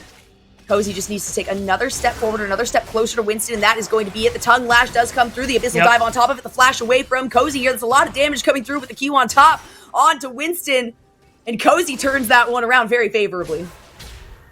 Right, I mean, no jungler available here. Cozy is trying to apply some pressure, but ultimately does have to blow his flash and kind of live with that, as Winston is going to be able to take this crab and just walk away, go back to farming his side of the map here. But it's nice. I mean, Winston, even on this Diana, he's looking for angles, trying to be this early game enabler for the rest of his team here. And it just goes to show, it doesn't matter what champion is on, he's going to try to make a gank on it early on here. Hopefully, these next 5 minutes, he would be able to go back and make a play onto Cozy yet again, because, I mean, hey, no flash, it's a long cooldown. Yeah, and you know, even, hey, at the end of the day, you get some pressure onto Cozy, right? You get the flash out, and you also get that scuttle crab. And you know the Taco Gaming is going to be focusing on that. You know, Trickster's going to be towards the bottom side of the map right here. Shochi is looking to potentially stop this recall, and it does not work out. Just a little too late to be able to do that. It wasn't auto lined up, but it couldn't execute. Yeah, I mean, he didn't actually know anyone was in there, so it was definitely a reactionary thing where he's like, oh, wait a second. But it's too late. Ultimately, it's not a big deal. As we kind of go back to this relaxed state here, it's worth noting because Trickster didn't end up ganking.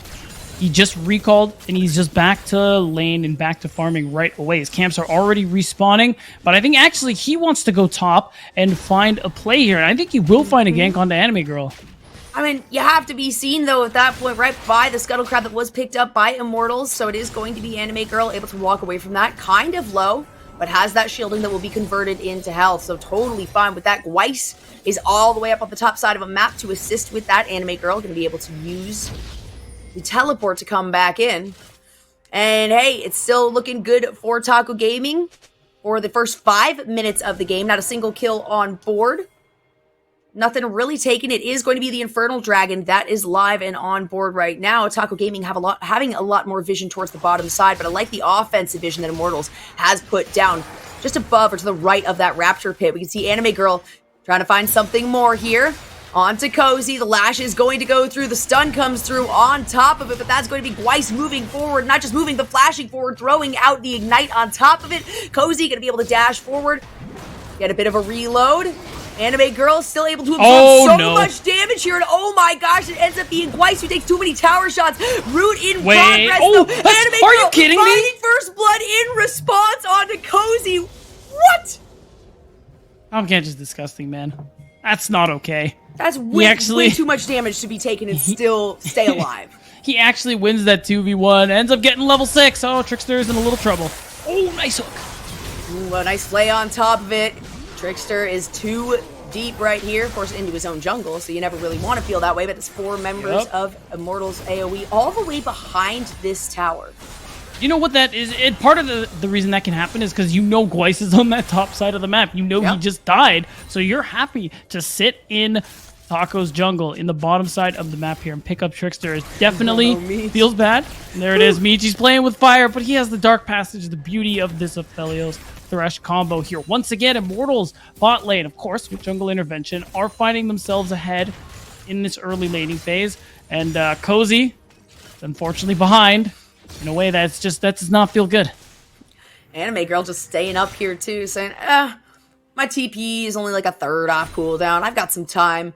And of course, does still have the Ghost in his pocket. Cozy now sitting at level 5, facing Anime Girl, who is at level 7, at least a level and a half above the opposition. That feels really good. And now, after only about 7 minutes into this game, we're already looking at, a 2k gold lead, close to, not quite that, at least 1.5 in favor of Immortals. And we're going to see maybe another sneaky play coming out of Meech and Trevor. Oh, nice. No way, a beautiful death sentence. The traps come through as well. Gweiss, you're not going to be able to get out of that one. And Trevor is going to end up picking up the kill with the Ignite.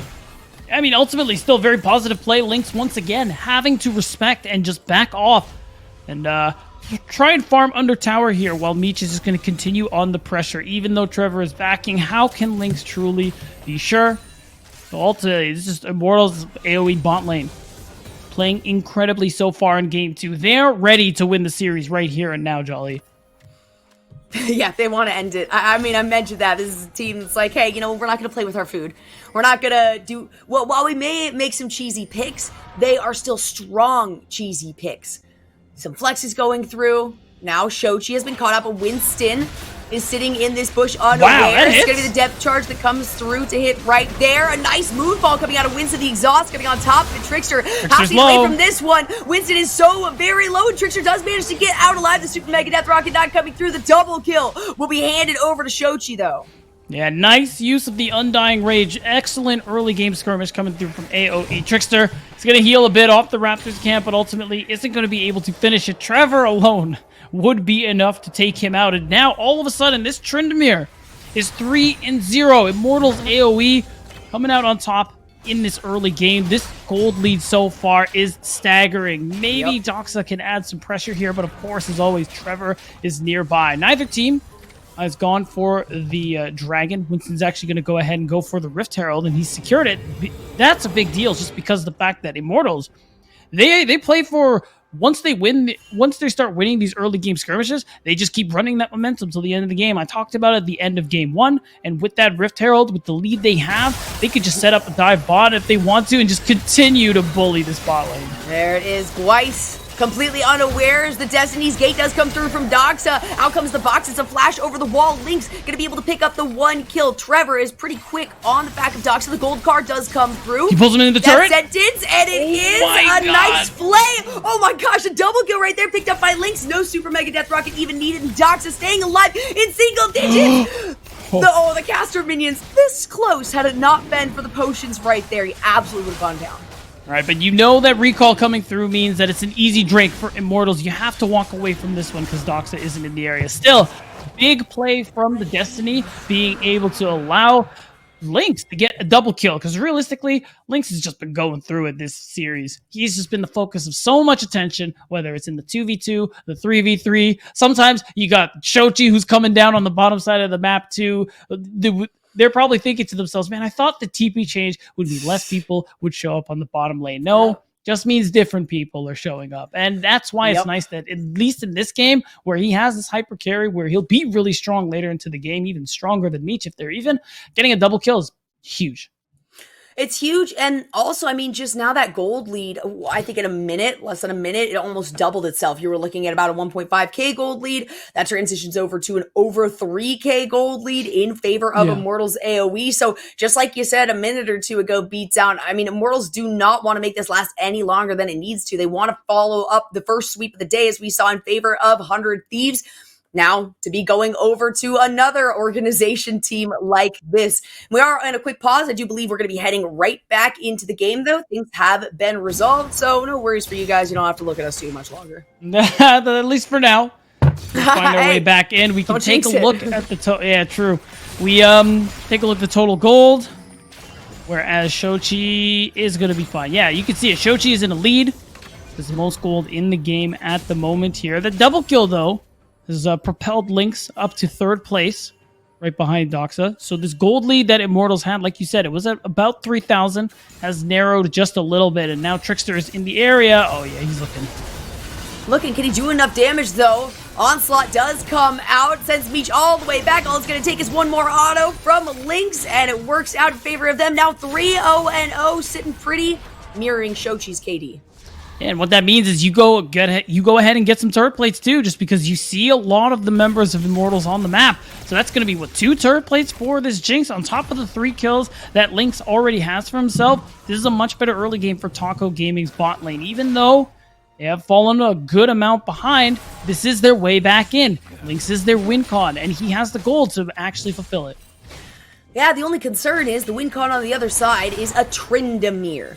And as much damage as Lynx is capable of doing, if Shochi is able to hop onto the backline as a Tryndamere tends to do, as is part of his kit, then Lynx is going to be sitting in a very scary position. So you got to ensure there's at least a little bit of this front line in Weiss and in Trickster to provide some backing for that. Of course, we are still just sticking in the laning phase. No towers having gone down just yet, and just over a 2k gold lead in favor of Immortals. So absolutely right there, beatdown. Kind of staunching the bleeding here from Taco Gaming. In the meantime, of course, Immortals say, hey, another opportunity for an invade, another potential opportunity to try to jump onto this Jinx and stop her from snowballing out of control. They do know, though, you see the pings coming through from members of Taco Gaming. They understand that bottom side jungle is very compromised, especially with Shochi, all the pressure he's adding, and the fact that Trevor hasn't shown in lane.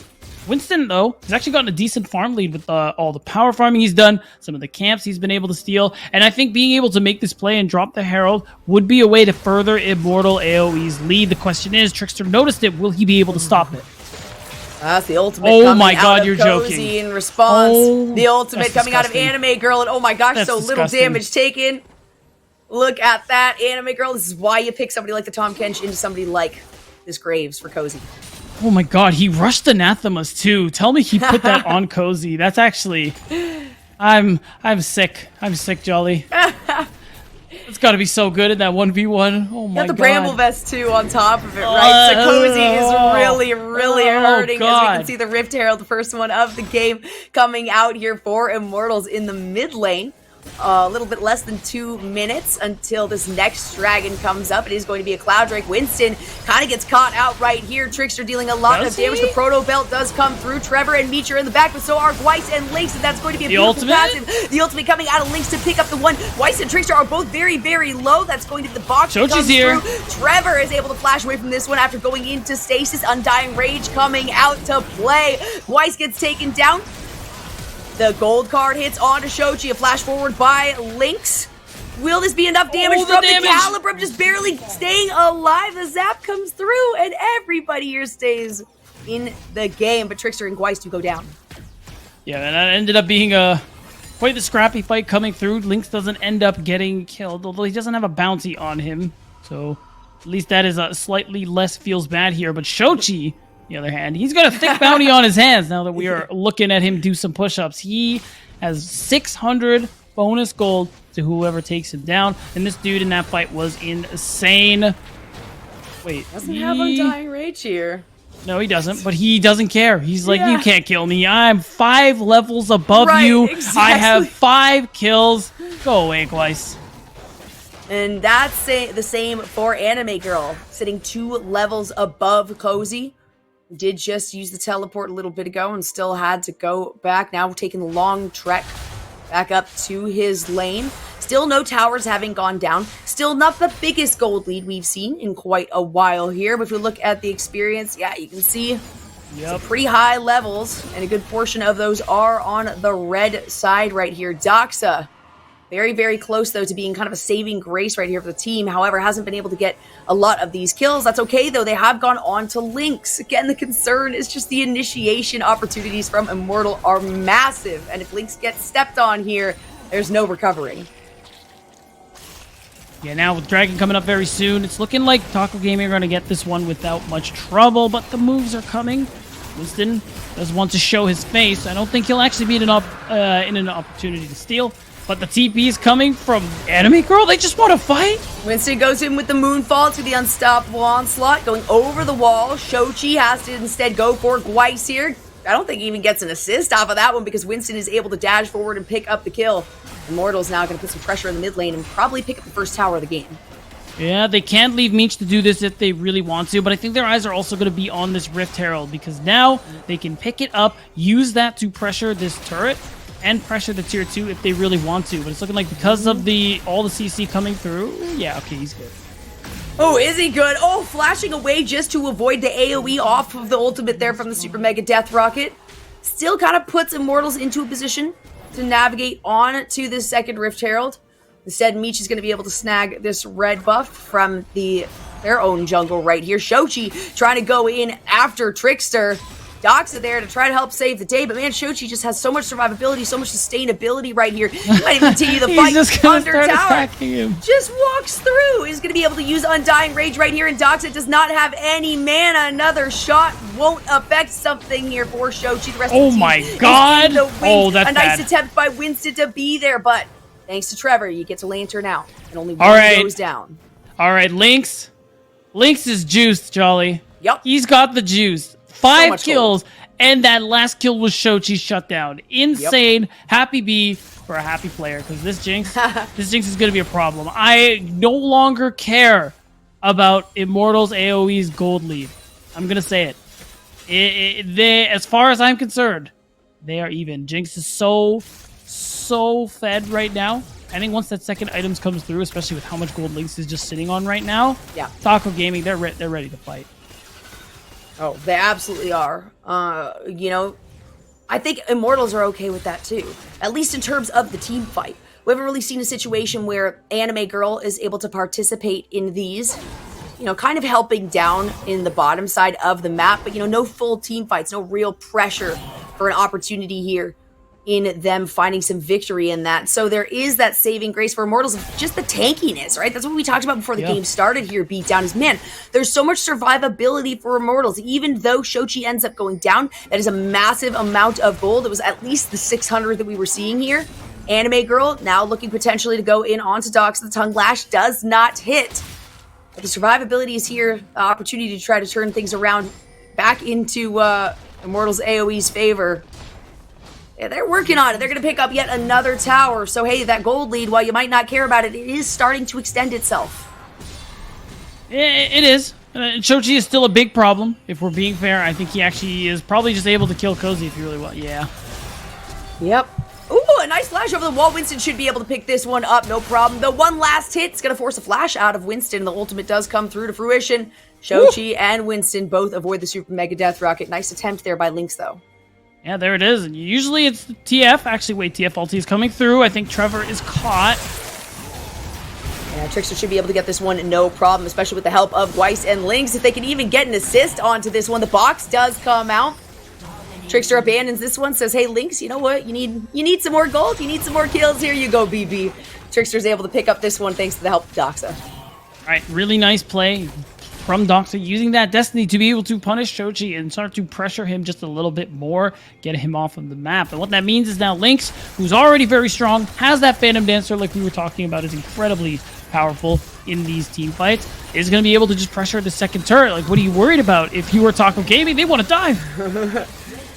On to Meech there, but it's a lot of damage in response onto Gweiss, of course. I'm sure, as you guys all noticed, the Chem Tech Dragon is not gone from us here. We're in 12.1 Turbulent Realm. Hey, all it takes on that is the Gale Force. You click a button, you get a kill. Now, with that, I mean, man, they've been, Immortals have been punishing Gweiss quite a bit. And he's half of Immortal AoE's kills. And it does mean a lot of extra gold into their pockets here. We're actually going to get a replay of that Destiny play, which is going to be pretty cool, because Shochi is thinking to himself, hey, I'm just going to shove this next wave and walk away. But Doxa says, nobody, that was an illegal move. And ultimately, we saw the rest of this one. The exhaust comes through. Trickster comes through on the Hecarim. It's a very easy kill. Trickster with the speed. has the Ghost, and it is Trickster who picks up the kill right there. That's A-okay. Doxa has, no kills at the moment, but they're trying to feed the majority of things over to Lynx anyway at this point. And it's only a 3K lead now in favor of Immortals. So Taco Gaming, you were kind of talking about it a little bit earlier, Beatdown. Hey, Immortals keeps trying really hard to say, we're going to regain that gold lead. Now it seems like it's just an assist off, but that is absolutely not the case because Trickster is in the wings. Of course, we got Shochi coming in from over the wall. Will it be enough to save Trevor? That's wait a minute, he doesn't die? Yes, Shochi takes one down. This should be a double kill onto Gweis. Oh, the big Abyssal dive to knockup. follow it up, dash over the wall. Is this a kill. penta? Will it be a quadra kill? It is! Setting up for a pentakill right here. The ultimate still up and available for Shochi. Gonna pick him up, and there it is! Coming through! Immortals say, nice try, Taco Gaming. You might think that you're in this, but not for long. Man, insane overcommitment coming through from Taco Gaming, trying to take down Trevor. And I think the worst thing about it is Trevor doesn't go down. That is the strangest Rift Herald charge I've ever seen, but it doesn't matter. Immortals are tearing through Taco Gaming as now objective bounties are available. Baron has been secured and Immortals propel themselves to 8,000 gold ahead. Okay, and I think that's going to start making a difference, Beatdown. Now I care about this gold lead, okay? 10 I'm kills going to say it. 3 towers over. Let's take another look at the beginning of this fight. Yeah, like you can see it. Trevor manages to stall time with the box, with the shield coming through from what I think was Locket, and ultimately it was enough time for Shochi to come here and take care of business. You saw it. Look at this. He's just bonking people left, right, and center. And even Doxa, who committed the ult, got knocked out. But hold on a second. We got to fight. Let's see just how much damage Anime Girl can take. An attempt at using the Abyssal Dive ends up getting canceled here and trying to get as much damage on He's the still least as alive. possible, but it's not going to be enough. Ends up getting the Mao using the ultimate right there. Now has to face a gray screen though for 40 seconds, and it took 3 members the entire time to just take down this one player for Immortals. And in the meantime, look at where the rest of the team is here, Beatdown. Yep. No, it takes Anime Girl is so strong, so tanky. The presence required to actually secure the kill, it just takes so much time. It takes so many members. So you lose that inhibitor. You're going to lose this top tier 2 as well. And again, Anime Girl being this nigh unkillable monster is just buying so much pressure and making it so difficult for Taco Gaming to make any good macro decisions. Able to open up another inhibitor here too. That's multiple exposed. They do still have the Baron buff to play with for about another minute and a half, but they also recognize they can just clear out some of the enemy jungle, maybe recall, spend some of that well-earned gold that they have recovered for themselves, and continue on their lead. This forces Taco Gaming now to just kind of navigate through their own jungle, try to remove as much vision as possible, and maybe lay down some of their own, but feels like Immortals are writing the script for this game at just 23 minutes in, 10 kills up. 8K still in favor, 5 towers in their favor. They're looking to end this one in a sweep Beatdown. And it's looking like that might be how it plays out. Taco Gaming needs a miracle, perhaps several now, being 9K down gold, 9K gold down, with Immortals AOE making this play with the Baron at this point. Shochi and Anime Girl, actually all of them, can just move across this jungle and catch anybody. Trickster, that's an illegal move, my friend. Sure, oh my gosh, the Onslaught of Shadows coming out after the death. He didn't even so ult. Sad to see. The ult didn't come through. Yeah, it did. I mean, it came through, but he did not continue on with it. You just see the little group of horses there sending their way forward. Anime Girl can say, okay, you can keep locking me down, but you literally see the lantern right in front of me, right? Yeah, you know I'm gonna walk away, right? It's just the coping. It's like, no, we'll get him, guys, for sure. Winston does get locked down here. That's a lot of damage. A nice stasis on top of it. Gweis is going to do the exact same thing. The flash out of that is not going to be successful here. Shochi uses the Undying Rage, finds the one, now has to back out. Not enough of an opportunity, and too much damage being layered here onto Winston, who might be looking for a re-engage. Of course, Meech does have the Calibrum. Doxa trying to chase down Shochi because there is no Ghost, there is no Flash, there is no ultimate here. Oh, the TP?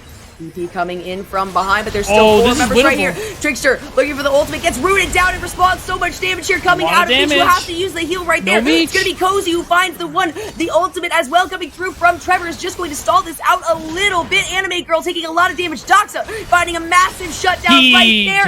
And yet again, the Abyssal Dive does not come through. Taco Gaming turning around what could have been their demise. Yeah, I mean, Immortals overstay just a little bit, as you can see here, and it ends up being a nice play onto Winston, a nice turn to force out the stasis and force the rest of Immortals AOE to try and save their jungler. And even though you get a kill, you do end up loot trading a lot of kills back for it here. But the beauty of it is, top inhibitor gets taken anyway, because watch Shochi runs away with Ghost, and as soon as the coast is clear, he's looking left, he's looking right, he says, okay, let me take that inhib. Still works out to be a very successful play for Immortals, right? You do get a few summoner spells out on top of it. Trickster goes in just a little bit too far. And oh my goodness, I mean, the damage that is coming out of this team in Immortals when they are at full health, when they are in a proper position, is insane. It's great to see, though, there is still some recoverability out of Taco Gaming. I mean, that could have been the end of the game right there, but they turned things back in their favor, and they're going to say, hey, you know what, Immortals, you're going to have to work a little bit harder than that to take us out of this in a 2-0 sweep.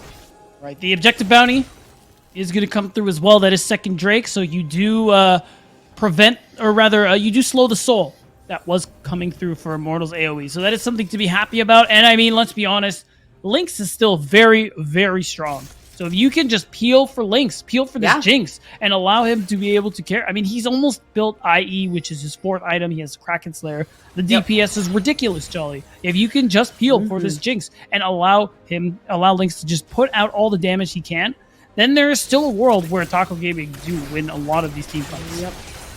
We got a lot of movement speed, too. You've got the Turbo Chem Tank on Trickster as well, with the Ghost, the Blue Smite on top of it, too. So really, really trying to cut off some of these members from running away from the rest of the team. Meech is going to be able to pick up this red buff from their own jungle. In the meantime, it does look like Shochi is able to steal the blue buff away from Taco Gaming's jungle. Winston just kind of hanging out here along this fog from this Chemtech dragon. And they've got 12 seconds until Baron comes up here. Possibly an opportunity, and Immortals is setting themselves up for it. That's what makes this Chemtech so painful. You don't fully know. You gotta be really careful when you are face checking, trying to walk into this fog, and all that time being spent means that they're not even gonna try Jolly. That's gonna be an instant gone Baron, done in less than 10 seconds. They're in bottom lane. Yeah, they've given up. They just want to try and push out bot as much as they can. I'm not actually 100% about why they were all down on that side, but I mean, ultimately it doesn't matter. They knew they couldn't fight for the Baron, so they just let it go, and they're just trying to hold on for dear life. Right. It at least forces Shochi, to go down and push, but Shochi's totally fine with that. Absolutely nasty at side laning here, and you're giving away a huge potential for Immortals to be able to end the game. And when you're considering the fact that they just started a pretty quick wave of super minions to come through, and then you send 3 members down to the bottom, like, what are you gonna do? There's no chance for a base race. There's no real opportunity other than kind of pushing the minions out. But look at this already. I mean, they've still got a Baron buff for 2 minutes. It's gonna be just turned back into their base very quickly and easily. And now Immortals is gonna try to look for the 3rd inhibitor of the game here on the bottom side. Gonna be tough now. Lynx has Infinity Edge. It's about as strong as you could possibly hope for at this point in time. And now, of course, Shochi, being the ever-annoying split pusher, is going to be able to, oh my god, basically 1v1 Trickster, take that inhib. Virtually, all he has to do is press Q. He's lost no health in the process. Yep, he's got that Navori Quick Blades as well for a cooldown reduction on his ultimate, the Undying Rage. Does get stunned up under tower, but hey, he's going to be able to pop that ulti. That's just A-okay. Trickster takes a lot of damage. The first tower goes down. Oh my goodness, he picks up 1 kill. No more Undying Rage right here, but that is okay. Again, Trickster wasting some time on the backside. Try to pad the stats here for Meech as Doxa is going to go into stasis, but it's too little too late. Trickster can't even initiate on this fight and cannot turn these 3 members of Immortals away from the Nexus. If the anime girl is the only one that's actually hitting the Nexus here, with recognition that these gray screens for the remaining members of Taco Gaming are just too long. And just like that, less than 30 minutes, Immortals AOE end this one in another 2-0 sweep for the day. And since their first, they just have been winning all of their recent matches in this 2-0 fashion, just so dominant so far. Not even Taco Gaming could seem to best them in a match here. And honestly, this is what we were kind of expecting from IMT, just the fact that, again, they get these early game leads and they'll run with it. they'll keep on fighting. They'll keep on making plays with whatever gold lead they have, and they're not afraid to use them. You saw it. Like, it's what led Shoti to the pentakill. It's what led them to this 2-0 victory and a spot in the semifinals. Yeah, very, very well done. It is sad to have to say goodbye to Taco Gaming, of course, one of these orgless groups that we have seen come through. Still fought hard, made it all the way through to playoffs. Does get taken down in the quarterfinals. And okay, I don't want to be that guy, B-Town, but I'm going to be that guy in that this Hecarim still hasn't really worked out. All right, I don't know if it's the best decision in this 12.1 patch. We'll have to see if it comes up later on. But that is going to do it for these two series. Of course, don't go anywhere because we are going to have a quick break and then talk to some of the players on both the losers team and the winners team who are going to be moving forward in playoffs. So we appreciate you being here and watching, but don't go anywhere. There's still more to come here on Proving Grounds.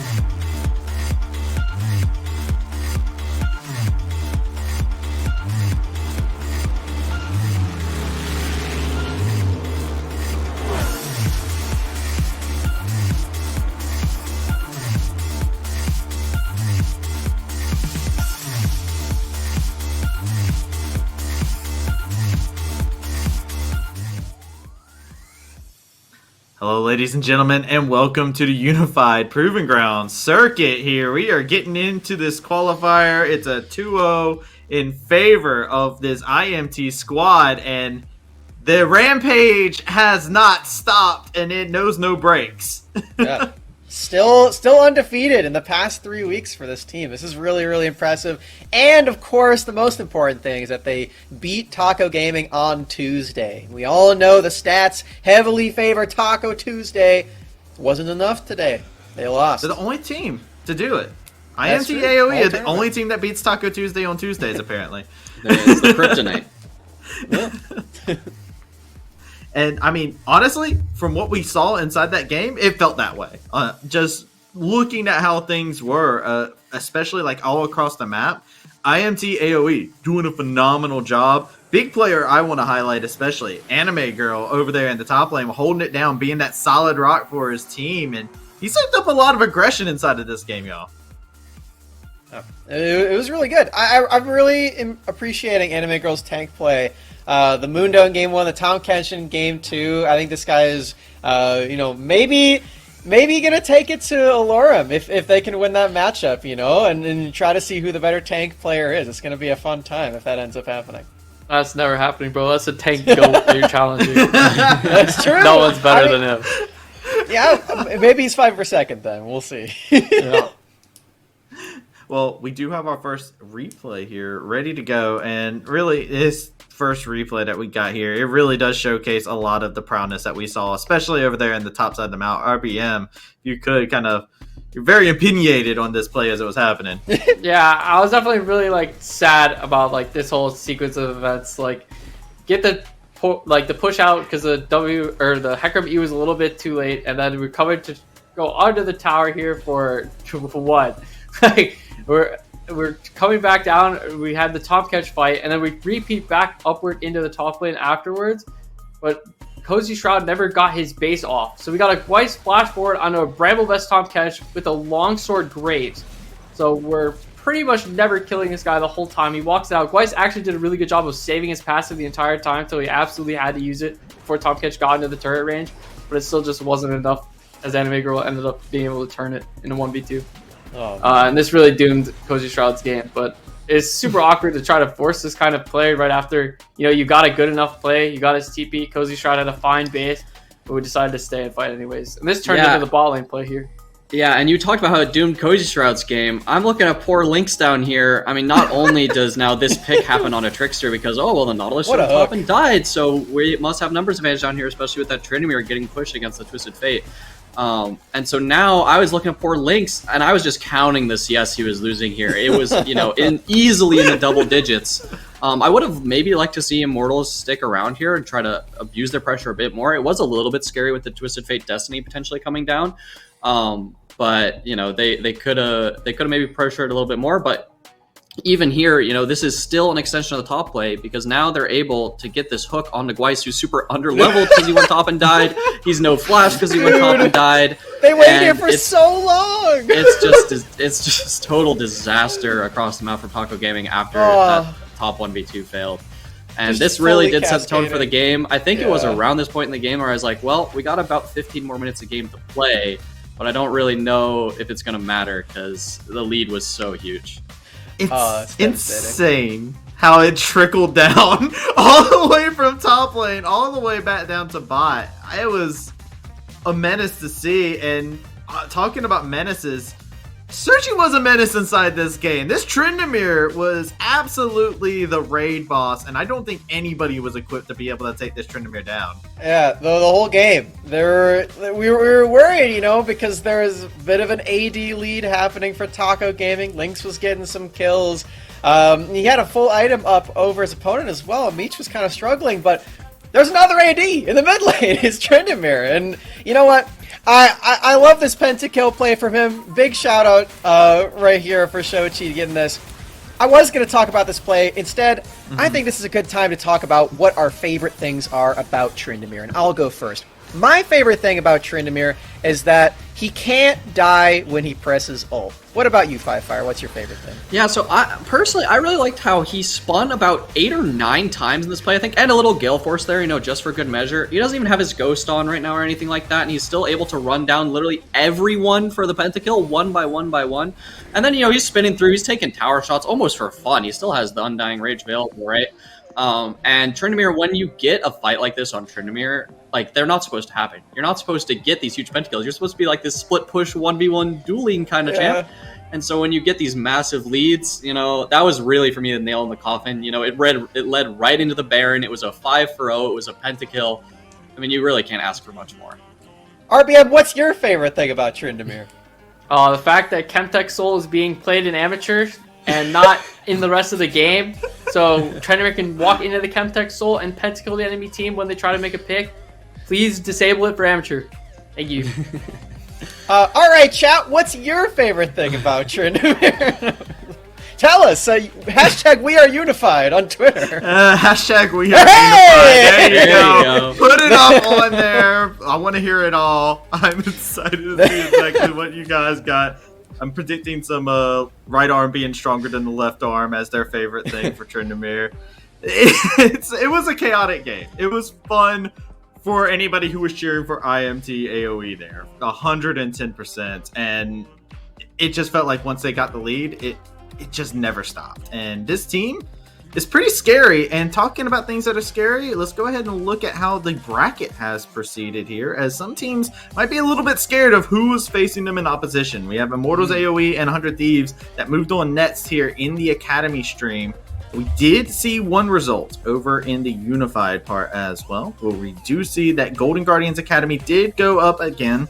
So it is going to be Golden Guardians Academy that we're going to move on forward. So they'll be facing off against Immortals AOE.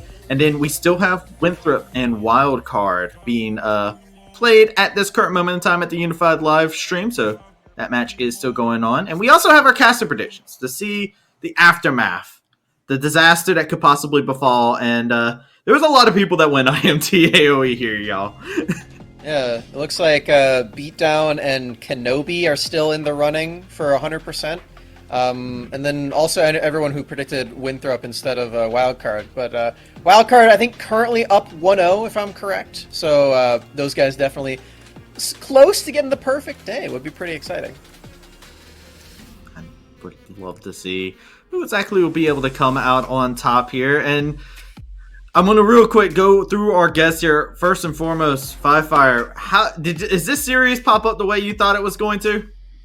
Yeah, so for me, when I see two teams that I think are evenly matched but have similar styles, either it's a complete mess and a complete bloodbath and it's super close and it's a crazy series, or the team that shows up and executes better on the day, if you're clones of each other and one of you performs 5% better, the 5% is always going to win out. And I think that's what really happened today. I think that IMT AOE had their style locked in, they executed on it really well. And I do think they even had a smart adaptation with the Tryndamere going into the Twisted Fate. So I'm excited to see what they can do against Golden Guardians. And RBM, how are you feeling after coming out of this one? You got this one right. Yeah. I've taken my boys no matter what series, no matter who they're against. They're my boys. They're my boys. But I did anticipate a good game from IMT AOE. The Taco Gaming roster just looked a little bit worse on paper, as well as, just like Qualifier says, if they play the same way, the team with the better players is probably going to end up winning most of the time, and that's what I banked it on, and we got it right today. Okay. Sometimes the heart doesn't mislead you sometimes, okay? Sometimes I'm always taking the boys, no matter what. Always say with the boys. That's what I like to hear. Well, with that, we are finished here for us for this week here. We have our next week, of course, with more Proving Grounds action, more Academy action going on throughout the week as well. Lock-in going on. There's spice everywhere. And I'm really excited to see exactly the final one. I want to see who comes out on top between that Winthrop wildcard matchup. I want to see who takes on 100 Thieves next here. You guys got a front runner after today, seeing some of the quarterfinals?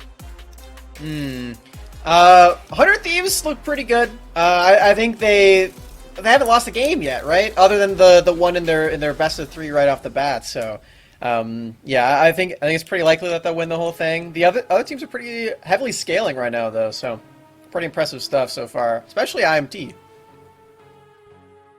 Yeah, I'm taking 100X because now that is the team with the most boys on it for me. Now that we've narrowed it down a bit, IMT AOE obviously love those guys, and I hope they take down GGS, make it to the finals. But I do have more boys left now that AOE got drained into EGP for the most part. So Yeah, I mean, 100 Thieves Next are looking extremely strong. This is like the first big amateur tournament of the year, and usually at the beginning of each season, the beginning of each split, that's when like the most crazy upsets and things happen before teams, really start to figure out their style and the meta and things like that. So there could be some crazy stuff happening, but 100 Thieves Next, they look so good. I got to talk to Journal Sniper a bunch, obviously playing with Viper last year, that connection there. So always rooting for him. So hoping to see him do amazing. But yeah, I'm hoping that maybe there's a bit more spice. But 100 Thieves Next looked like a pretty clear front runner. All right. Well, with that being said, that is it here for us on the analyst desk here. I want to give a shout out to our two guests that came in here. RBM for hitting us with the hard hitting, harder than some people may like sometimes, analyst work. And Five Fire, who came in and brought some wholesomeness to balance things out. I keep it real, bro. I keep it real. I'm retired. I can say anything I want. Honestly, we make a pretty good duo. We should do some more deaths together. Like, I could be a completely unfiltered. My thoughts are like I can say whatever. Yeah, there you go. Perfect. And then I just want to see everyone win. Yeah. The balance is there, so make sure you follow these gentlemen. Their ads are right there. With that being said, we are going to close out the analyst desk, but we have ourselves an interview with Sochi. All right, Sochi with the Timo hat. Yes, okay, styling and profiling. All right, Sochi. I mean, hey, look, you well-deserved pentakill on the Tryndamere here. How's it feel? I feel great, man. I just turned 20 today. Today's actually my birthday, and just being able to drop a pentakill like that on such a dominant game on Tryndamere feels amazing. I mean, you guys haven't lost in like 3 weeks. You get a pentakill on your birthday. I feel like everything's just going right for you guys. Yeah, I mean, scrims have been going well. I spoke with you yesterday. Hope I was gonna get a more entertaining pick for you, and I'm glad I could deliver today. You absolutely did. We saw the Tryndamere. We were just like, all right, let's see what ends up happening. You just spin to win. Beyblade, let it rip. Everything, man. You can use every analogy. It was disgusting, honestly, to be able to see on the screen. I want to go ahead and hit on the fact that you guys, yet again, have had a very fantastic 2-0 here. How has it been for you guys? Are you guys still taking is comms breaking down at all because you guys are having these big games, or are you guys still to the very end serious as can be? Game 1 we had some pretty good comms still, but in game 2, so Meech actually fell behind pretty bad in the early game, and it's something we haven't really experienced much. Like, he's always been that rock that we can rely on. So the team was kind of getting a little shaky, like especially playing against TF that can teleport wherever he wants and then pick someone off. Things got a little dicey in terms of comms, but we were able to keep it together and find some nice picks that led to a Baron in the end. And we had a pretty solid closing game, I think, because I think Winston found a really nice ult onto Jinx in that final fight, and we were just able to take out their only threat in the Jinx. And Winston is a player that's very interesting to talk about because of the fact that Winston has probably been the most aggressive in terms of actually ganking early on inside the game. How have you guys been feeling? Is Winston just always talking when it comes down to this early game? Like, yo, I'm coming to your lane whether you like it or not, and we're going to make a play happen. Yeah, so Winston's obviously the most experienced out of all of us. He used to play on Academy, and he's just been really valuable in terms of everyone's growth as a player. And he really leads the comms the most and kind of sets apart, or what sets apart him from the rest is his ability to make a bunch of these creative plans and find all these unique gank angles that can get us a nice early lead. Yeah, we saw it time and time again. And I want to also highlight a player that we haven't really talked about too terribly much because we spend a lot of time talking about like Anime Girl and Winston, Meech, yourself. Trevor's been a player who I've been very impressed with the growth of them, honestly. At the very beginning, they've been just getting better as the series has gone on. How has that been with Trevor? And, of course, Meech in the bot lane has been a solid rock for y'all. Yeah, I think Trevor's definitely improved a lot just from the beginning of the split. In general, you always hear about the Meech and Trevor pairing, but I think Trevor usually gets overshadowed from Meech's like crazy CS or crazy team fighting. But he's been working really hard, I can tell, and all of his map movements and team fighting, it's been getting a lot better. And I guess you can still teach an old dog new tricks because people usually comment on his age, but I feel like he still has a lot of room to grow and maybe go academy. Hey, look, just saying, if it wasn't for him, might not have gotten that pentakill at the end there. Right? That's very true. That's very true. He was the bait that started it all off. Right. Well, with that being said, it's your birthday, Sochi. What you got planned? You picked up a dub. You punched your ticket in even further into the qualifier. What's next for you? Is it solo queue? What's going on? Probably gonna take a little break from solo queue for tonight at least. Get on the grind tomorrow perhaps. Probably just gonna go eat some good food, hang out with some friends, talk to my girlfriend, relax.